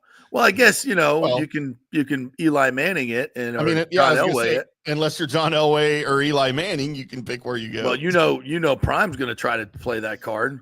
Yeah, like he's going to say, whoever gets let's say Carolina gets the first pick again. He's going to say, we ain't going to Carolina. Don't pick us. Mm-mm. And he'll say us, by the way. Yeah. He'll say us. Oh, Deion. Right? He will. And he'll say, yeah, we'll just, we'll hang out. We'll play college football again, or we'll go play D-League basketball or some stuff, and we'll go back into the draft. And he means it too. Mm-hmm. He may have a little bit more sway than I think because it's Prime. I don't know. It's going to be interesting. Yeah. Never really seen this before. It's cold in Colorado. They will hold out. Does he have any eligibility left?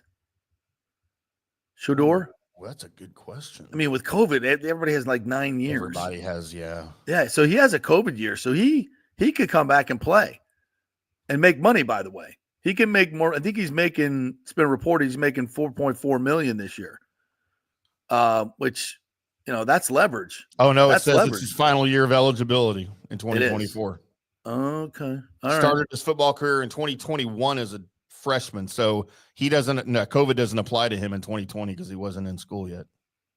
Oh, okay. All right. That makes sense. Interesting. Yeah. Okay. Well, if he's played 4 years, redshirt. Yeah, I guess. Yeah, the redshirt year. Yeah. I guess so. He started as a freshman, so he doesn't have a redshirt year. Yeah, I got it. Yeah. Okay. So no more eligibility, but again, he'll find a way to do something. Oh, for sure. Yeah. All right, we'll take a break. Come back on the other side, and we're going to get into some more college football stuff, and go over a couple more things with the Bucs. Tristan Wirfs, we got an update on his injury. More of your comments and whatever Tim wants to talk about this morning, which is always interesting. Stay with us. Hey, it's football season, and we welcome back the Gator Report every Monday and Friday, sponsored by the Jeeves Law Group, Jeeves lawgroup.com. Just go to the website. You can contact them through there. Scott Jeeves is a tremendous, aggressive attorney and a big Gator fan, so we appreciate him supporting this show and, of course, your Florida Gators. They are local, they are trusted, and they get results, whether it's personal injury or anything else, any law matter at all. It's the Jeeves Law Group, Jeeves lawgroup.com. Give them a call. Tell them JP sent you. All right, this is for all you guys who don't want to go to the gym and do 5,000 crunches. At Bay Area Modern Medical Center, you can get on the new True Body machine where you can reduce fat and tone up your muscle. It's like doing 54,000 crunches in just 15 minutes. Define your body as you see fit. True Body offers personalized muscle stimulation that delivers the equivalent of those 54,000 crunches in just 15 minutes. Just get in touch with them at Bay Area Modern Medical Center, BAMMC.com. Chris Lugo and the team over there will set you up on True Body and get amazing results. Non-invasive with comfortable and little to no pain and zero downtime. You can isolate and target those areas that you want to improve and treat multiple areas simultaneously. It's an amazing machine, so check it out at Bay Area Modern Medical Center, BAMMC.com. JP here to ask the question, are you planning an event, meeting, or conference? If so, you'll want to call the designers and production professionals at Extravaganza Productions Incorporated. With over 35 years of experience in the events industry, designing and producing every type of small to large event, they can provide a huge resource for design ideas, audio, visual, sound, lighting, decor, and entertainment to turn your event into an incredible experience for the entire audience. Folks, I've worked up close and personal with this group at many national events and Tampa events, and they have unique capabilities that help you save time and money in the planning and execution of your next event. Don't delay. Call these pros today at 813-621-4700 or check out their website at extravaganzaproductions.com. Tell them JP sent you, and they'll provide a free initial consultation for your event. Extravaganza Productions, the best in the business. Golfers, listen up. The hottest new driving range craze has come to Rogers Park in Tampa. The Top Tracer range is now open 10 to 9 p.m. And just like you see on TV, every shot is tracked for yardage and accuracy, giving you immediate feedback. And best of all, you can virtually play the top courses like Pebble Beach or St. Andrews with your buddies. Plus, great food and drink options available in the well-appointed hitting bays. Very comfortable out there. Reservations highly recommended, starting at $25 per hour, including balls. Reserve at RogersParkGolf.net. That's RogersParkGolf.net. See you there. Let's go. Right now, back to the show on FanStream Sports. All right, welcome back to the JP Peterson Show here on this beautiful, beautiful Tuesday. Monday Night Football last night. Did you watch the Rams? I did. Go down to the Dolphins. The Dolphins saving face for the state of Florida. What a snoozer. Yeah, Florida was 0-11, right? And the Dolphins saved the 0 for the first time ever. They did. I want to get into a little bit of that, what's going on in the state of Florida. We're brought to you by the great folks at Bay Area Modern Medical Center, BAMMC.com. Concierge medicine is where it's at, folks. These big insurance companies do not have your best interest in mind. You'll get 15 minutes with the doctor if you're lucky. He'll write you a script and get you out the door.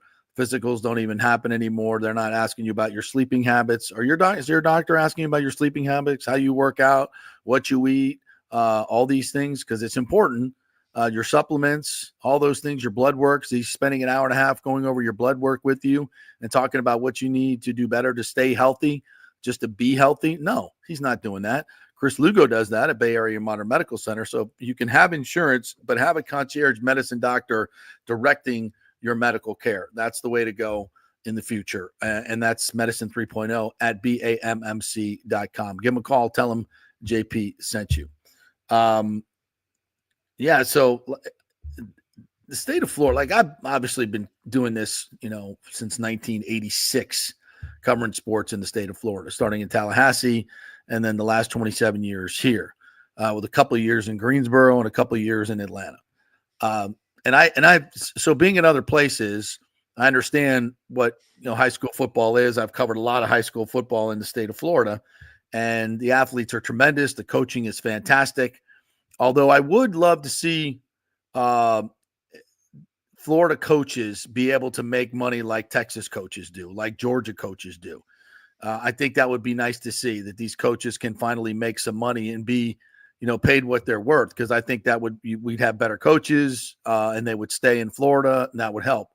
But as far as what these teams are doing now and why they're so bad, if you look across the state, at Florida State, we just went over why they're so bad. At the University of Florida, recruiting has been an issue as well. Their biggest issue has been finding a coach. They have just not been able to find a great coach. And look where they've gone to get their coaches. McElwain was at Colorado State, right? Sunbelt Billy was at Louisiana. That's not necessarily dipping into the deep water. Now they went and got Dan Mullen from Mississippi State, who's obviously an SEC school. His record better than the other ones, but still not an iconic coach, right? They haven't really plucked somebody from somebody else. Like Alabama goes and gets Kalen DeBoer, who I think is a really good coach and has won at every level and went to the playoffs. Mm-hmm. Florida State went and got Mike Norvell from Memphis. By the way, his staff, Alex Atkins was the offensive line coach at Charlotte. If you're FSU, that powerhouse, right? That football powerhouse. Yeah. If you're at FSU, you need to be, fishing. Were they the 49ers? Charlotte 49ers, I believe. Yeah, I believe so, but not the 49ers that we saw this week. Right. Adam Fuller was with him in Memphis. Memphis never had a good defense. They won games with offense, Mike Norvell's offense. So Adam Fuller has been, I don't. Corey Long, who comes on here all the time, who knows a lot about he's been talking about this for 3 or 4 years since he hired the staff. He was like, well, they didn't hire anybody that recruits well in Florida, so I don't like the staff. They didn't hire, all these coaches are not that great. And then of course we go 13-0. I'm going, you're wrong, Corey. And now he's like, I was right, JP. I think he was. And that's true. That was a good impersonation of Corey too, by the way. Yeah, thank you. And he was 100% right. 100% right. These guys, they went out and recruited great players. They, still you go 19-0, there's something there, but boy, were they exposed. Really good coaching staffs do not dip like this. They're not pleased. And I think, frankly, they got lazy in their evaluations. A lot of L's here. They were lazy. They were too loyal to certain people, to NIL guys that they brought in. They were lazy in their evaluations. Are these coaches going out and really watching these players, or are they just recruiting from lists? So much of the recruiting now is done by list and video, huddle, and seeing these kids on video. Guys don't go out and watch Friday night high school football games anymore, or go to their coaches, go to the practices like they used to go to, because they feel like they can just get it done. I can tell you this. If I'm recruiting players, I got to see them with my own eyes. I don't think videotape does it justice. I need to get better angles.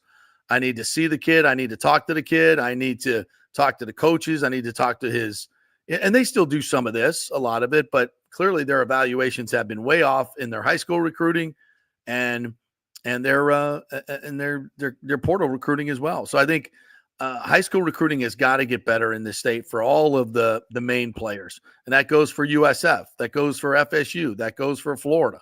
You're the TJ say even Miami's not doing it like they used to. And I understand, look, 25 years ago, Ohio State, they wouldn't even come to Florida because, Bobby Bowden had 14 assistants that were loyal to him that never left for those 14 years. They were there all the time, and then suddenly they start at the end, the Chuck Amatos, the Brad Smith, they started getting picked off, to go to other places to be head coaches. But for a long time, Wally Burnham, all the, Mickey Andrews, all these coaches, and those coaches would be out on the road scouting these players, making their own evals and bringing in, and 85 to 90% of their class was from the state of Florida, and they kicked ass.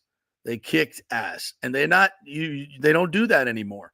And I think they need to get back to some old school recruiting and get relationships going with these high school coaches to keep these players in the state of Florida. That's where it all starts and ends.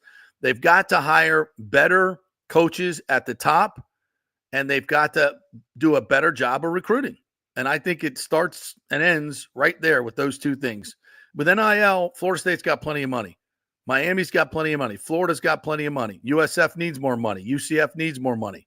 But it's there as they grow, right? And with this new, House settlement coming in, supposedly every team's going to have $22 million to pay their players or whatever it's going to be. So things will even out a little bit for everybody. So, and I, as the college football czar, if I were a czar, I would blow the whole thing up and make a lot of changes. First of which would be delineate the teams. I'd have six conferences, 12 to 16 teams each, to have however many you want. So you cover most of the ones that are already in the major conferences. And then you could even have, 2 or 3 sub-conferences that are the relegated conferences. And you can move up and down based on relegation as to in your geographic area. So the bottom of those conferences, if it's a Southeastern Conference, Vanderbilt goes out, Memphis comes in, depending on how they play. And I'm just using these as, it stays all geographic. Right. We get back to the old Oklahoma, Texas A&M, all the geographic rivalries. You can even bring back some of the old names, because college football is all about nostalgia. Then I have two free portal that you can go to. One is a free one. You go. The second one you transfer in the portal. You got to sit out the first 4 games. So I need to limit what's going on here. You can have a third in a hardship situation. You have a hardship committee that can deal with that. You got to slow that down. From a financial standpoint, scholarship players get the same amount of money. And you basically have a salary cap for all these teams. There's a bonus pool for performance, and there's a bonus pool for coaches selection. So coaches can hand out, $4 or $5 million in bonuses. And then you can reach bonuses by getting to certain levels of productivity. Coaches' salaries, head coach gets capped at $5 million. I'll move it up for inflation every year. Assistant coaches capped at $1 million. Administrators capped at $1 million. Commissioners capped at $1.5 million. I just saved so much money right there, and that would end all these ridiculous buyouts that you're forced to do because of Jimmy Sexton playing the market. That's going to save colleges gazillions of dollars that can be poured back into the player pool. What did I miss? Did I miss anything? Are you going to have any type of situation where that's different if a coach leaves a program? Will that be a special exception? Yeah, or you have a special transfer, or do you have to use one of those other scenarios? I think there's a special transfer allowed if that would be in the hardship category.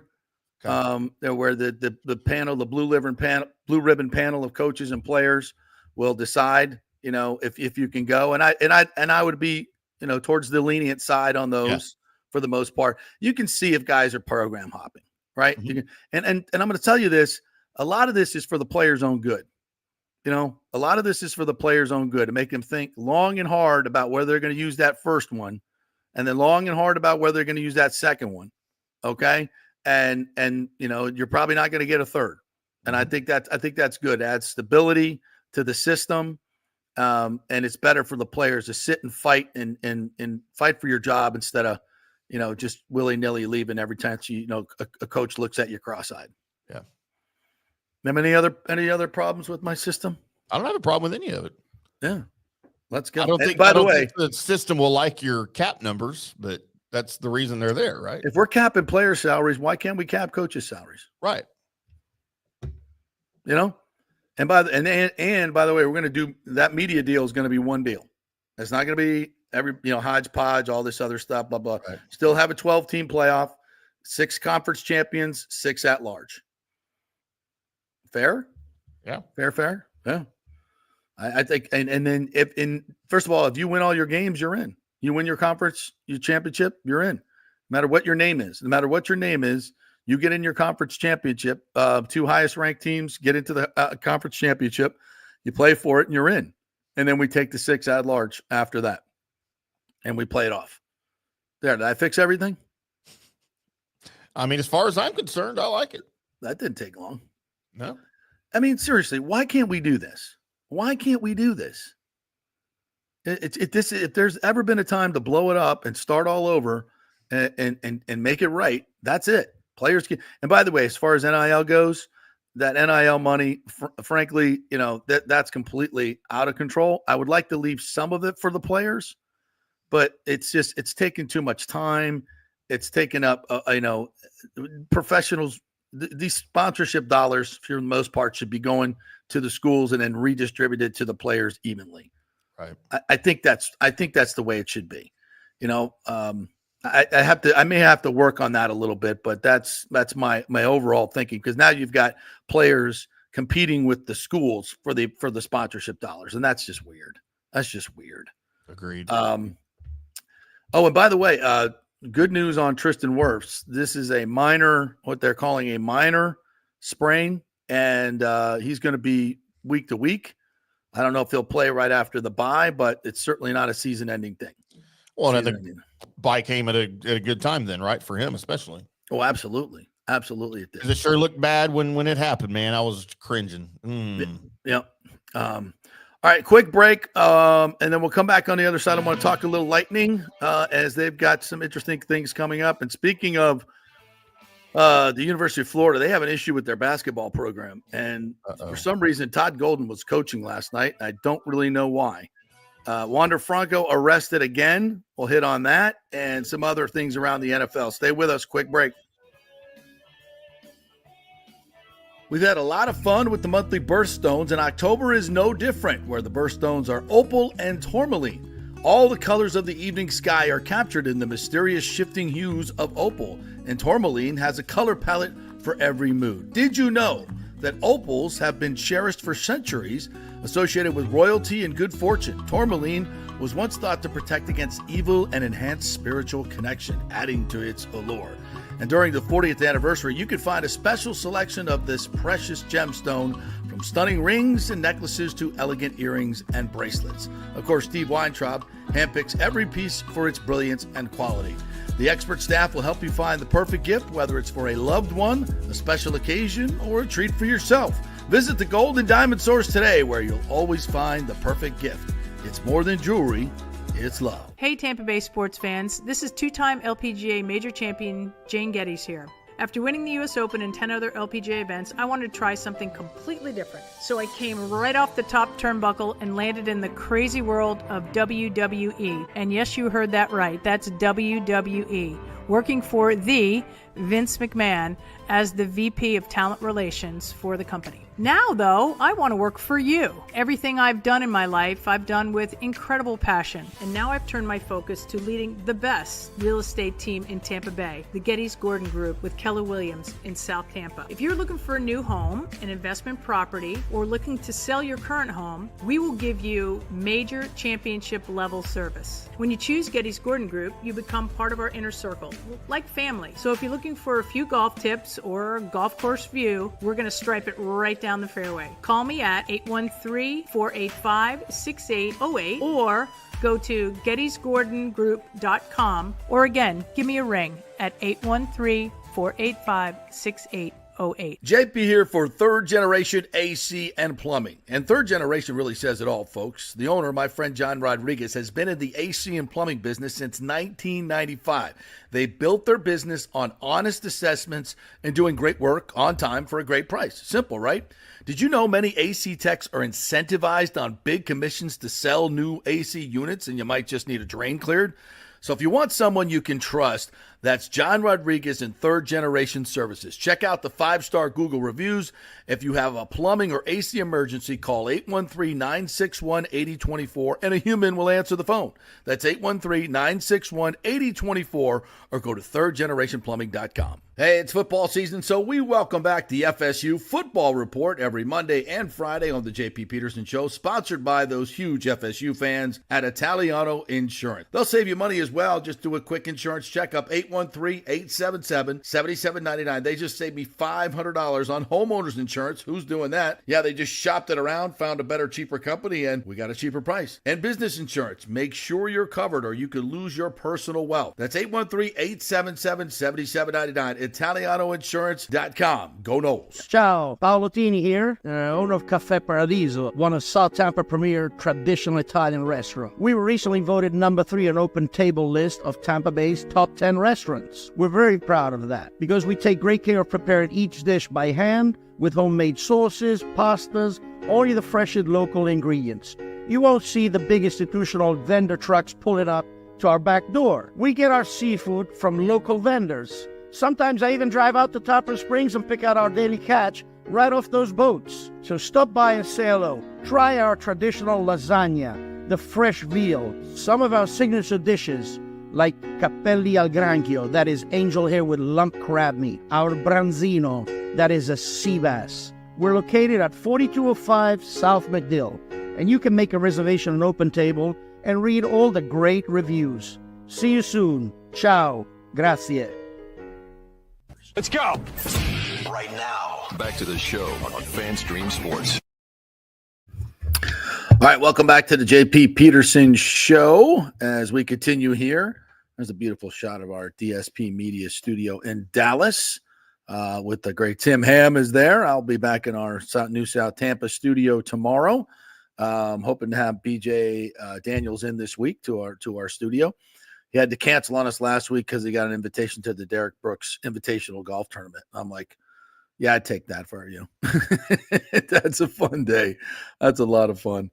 By the way, breaking news, according to Adam Schefter, upon appeal, NFL hearing officer Jordy Nelson has rescinded the $16,000 fine levied against Ravens linebacker Roquan Smith for his alleged unnecessary roughness on Chris Godwin on the play that ended in the Bucs wide receiver dislocating his ankle, per source.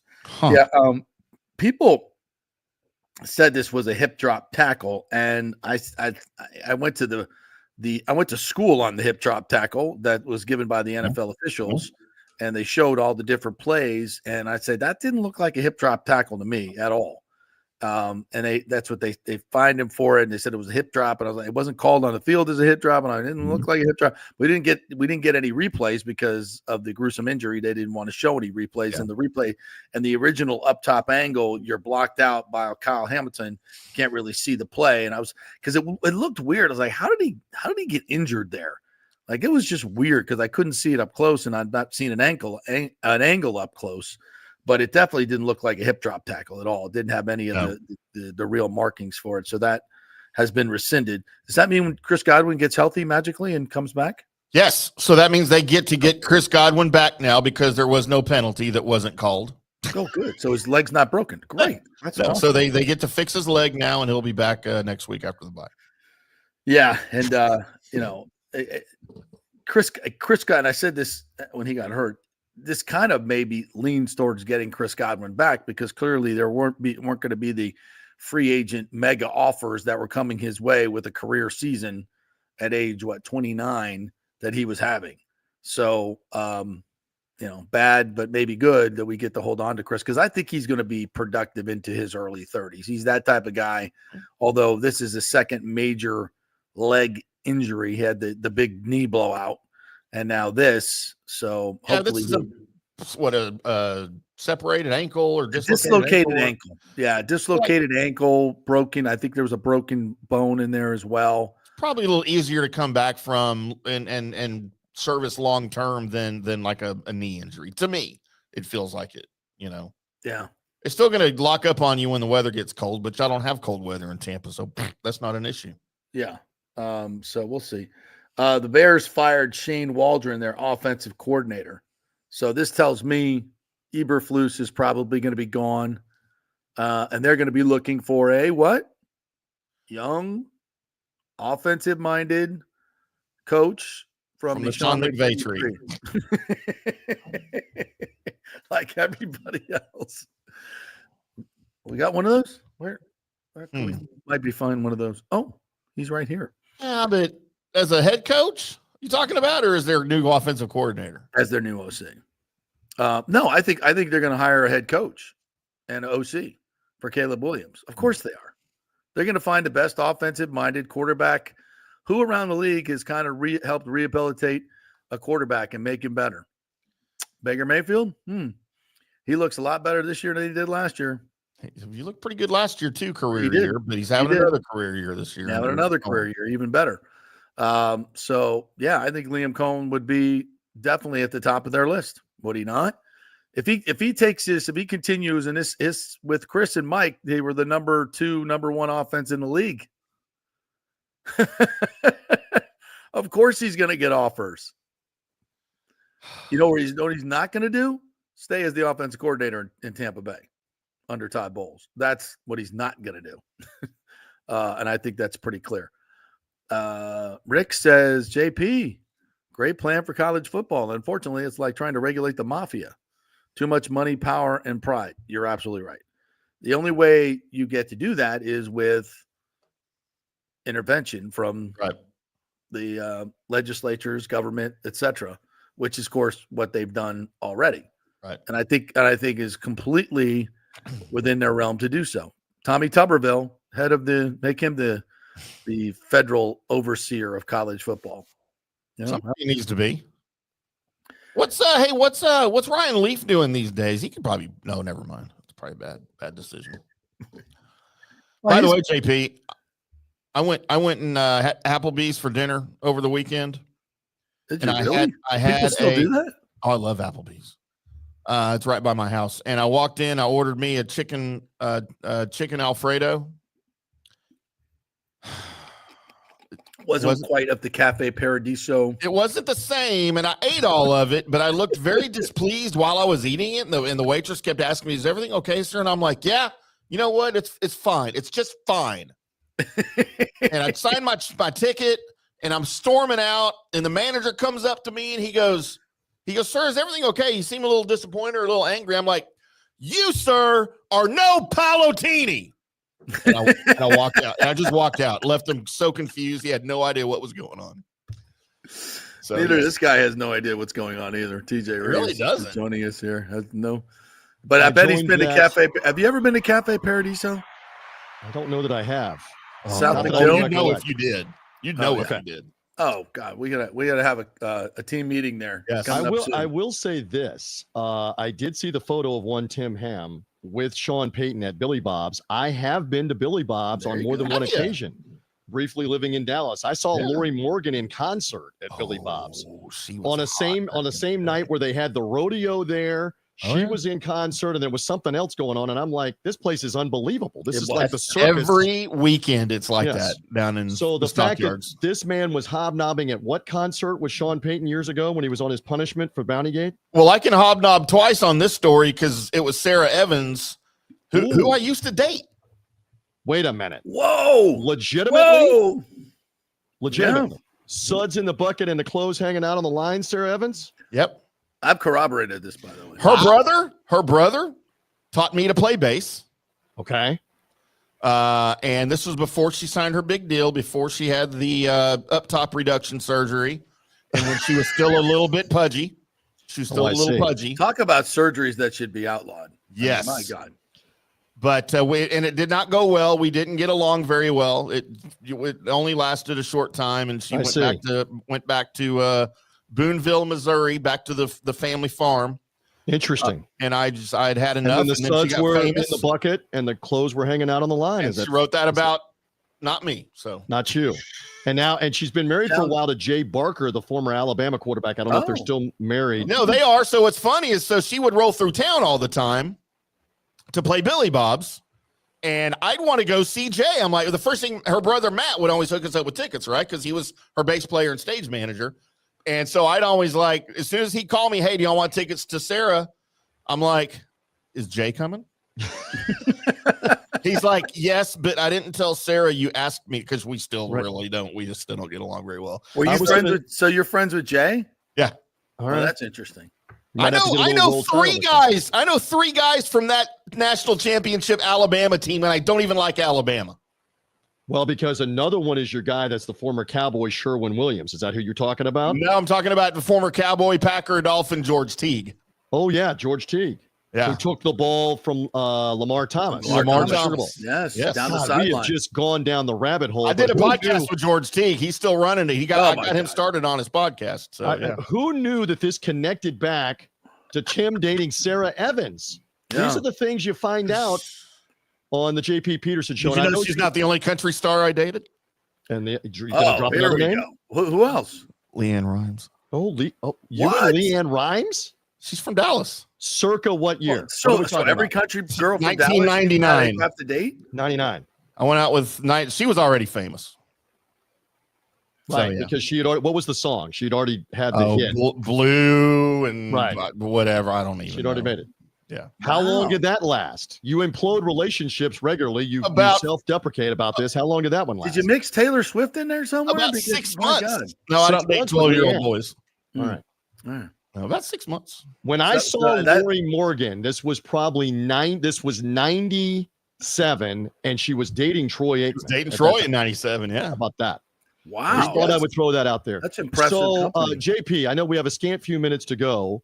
I was going to mention my brief dalliance with Gabby Reese, but that doesn't it pales in comparison. Yeah, Florida State volleyball. For Florida State volleyball, absolutely. Yeah, might need some deets on this. We need more on that. I know you have a scant few minutes left in the program. Do you have a celebrity dalliance that you can lay on us? Have we delayed long enough that you're about to ask me about 4 losses in a row and 5 of the last 6? I think we're trying to avoid that at all costs. If you can't tell, if I had an explanation right now, I would not be sitting here with you. I'd either be at the window in Vegas on how it's going to turn around, or I would be down at $1 consulting them. I don't have an explanation. I have some idea. Obviously, as I said, I'll plug it, the Nothing But Bucks podcast. I said this about 5 times. Magic Johnson made it famous with the Lakers, Winning Time. They made a book. They eventually made a show. What do you do when the game is on the line? I don't think it's profound, but this team has not played nearly well enough fourth quarter, late fourth quarter, or even having to go to an overtime to take advantage of winning time. And there it was again on Sunday, where the 49ers are handing you that game. Take it. We're going to miss a second field goal in the fourth quarter that basically puts the game away. We're going to give you not 1, not 2, not 3, 4 penalties on the final drive. 3 of them are personal fouls. JP, you and I have been around Buccaneer football for like going on 25 plus years. You ever seen a game at Raymond James Stadium hanging in the balance where the other team gives the Buccaneers 4 penalties? You get the calls. I mean, the Bucs you got never all get the calls. You get down inside the 10 and you don't score a touchdown. Again, winning time is my theme. You're not taking advantage of the Atlanta overtime that should have never been overtime on Thursday night. You're not taking advantage of the Atlanta rematch in winning time in the fourth quarter. Chiefs game you could have won. Say what you will about the Chiefs. And now this game Sunday, you're letting games slip away. And a team that could easily be 6-4, maybe 7-3 is now looking at 4-6 going, can we make the playoffs? I wish I had an explanation. Well, I spent a lot of time, talking about the coaching situation early on, but I can flip that as well in winning time and say playmakers. There's a reason why Christian McCaffrey is one of the best in the game, because he can run a wheel route in the clutch and look up and find that ball that Purdy put right in the right spot. The Brock Purdy, playmaker. CMC, playmaker. Did you see George Kittle? Did you see the George Kittle catch in the end zone? I mean, God bless Josh Hayes. He played it pretty well That's one hell of a throw and one hell of a catch, reminiscent of the one we saw on the other side of the end zone to win a Super Bowl with Santonio Holmes. Yep. I mean, that was just in playmakers, Deebo Samuel over the middle. Off he goes. I mean, these guys get paid big money for a reason. Did you see Raheem Jarrett make that catch in the end zone? No, you didn't. Did you see that defensive player jump in front of the ball and make that stop, that diving interception on the last? No, you didn't. They're not making plays to win the game. I mean, you can say, true. I mean, maybe the coaches aren't putting them in position to make plays. Maybe they're not saying, go ahead and take that chance and try to intercept that ball. Maybe they're saying play it safe. I don't know. I'm not in the meetings. All I can tell you is I look over the league, and in winning time, I see big-time players making big-time plays. And I don't see that mostly with that. Very valid. Very valid, because those have been winnable opportunities, with the exception recently of the Baltimore game that was one-sided, and we've discussed that and gone over it. Yeah. You've been right there with a chance to win or even leading in the second half going to the fourth quarter of several of these games, and you don't have anything to show for it. So now you go into the bye week. We'll wait and see what that means in terms of health of Mike Evans, which I think will make a difference. Sure. What will it mean for this defense? Are we looking at some shakeups on how they play and what they do? JP, I am not revealing a nuclear secret here. Mm-hmm. If they don't cover and tackle any better than what we've seen in the last 3 or 4 games, you can forget it. That's got to be better. Letting guys get an extra 10, 15 yards, 20 yards, or get out the gate because you can't get in front of them and can't tackle them, that is fixable. And that better be fixed, or you got big problems. Well, and I mentioned this, Brady must have said 10 to 15 times on the broadcast, you have to be more competitive in coverage.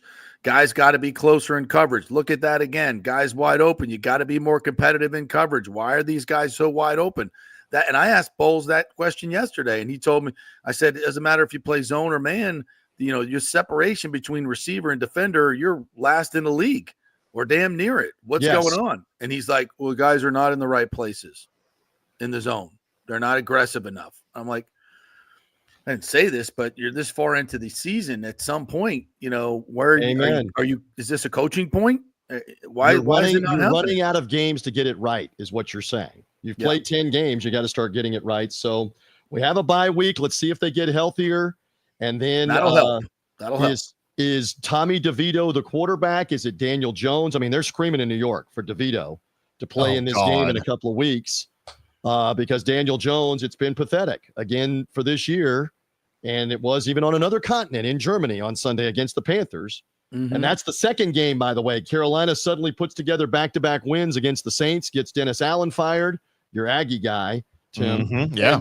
And then they go ahead and beat the Giants over in Germany. Those are not knockover games at the moment with Carolina late in the year. Right. So exactly. got to get your act together. We'll see. All right, partner. Anything else going on in the Reeves? I think we're good. I think we're good. Date any celebrities? I can't say that I've ever. I don't. I dated Mrs. Reeves and we got hitched, and it's 28 years later. She's a celebrity. She has still not found a better option 28 years later. I don't know if that means anything about me or if she's not looking hard enough. I don't know. But those that had the under and said it wouldn't last, you lost. It has lasted. I mean, y'all got kids together. She's not going to break that. Amen. Up. That's the only reason. See, that's what you do. You have kids early in the relationship, and now you're stuck.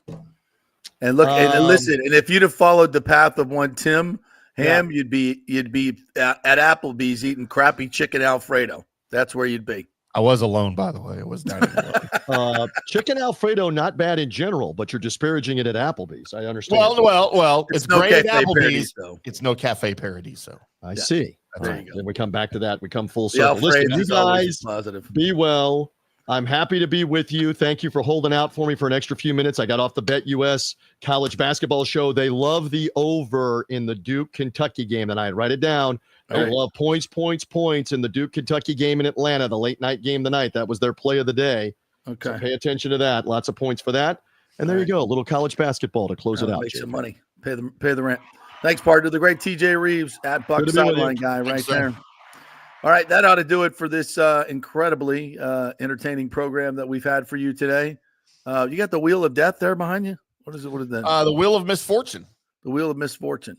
Yeah, we'll go over that maybe tomorrow. I'll go over it with you tomorrow. We'll talk a little bit about it and why we have it. Let's do that.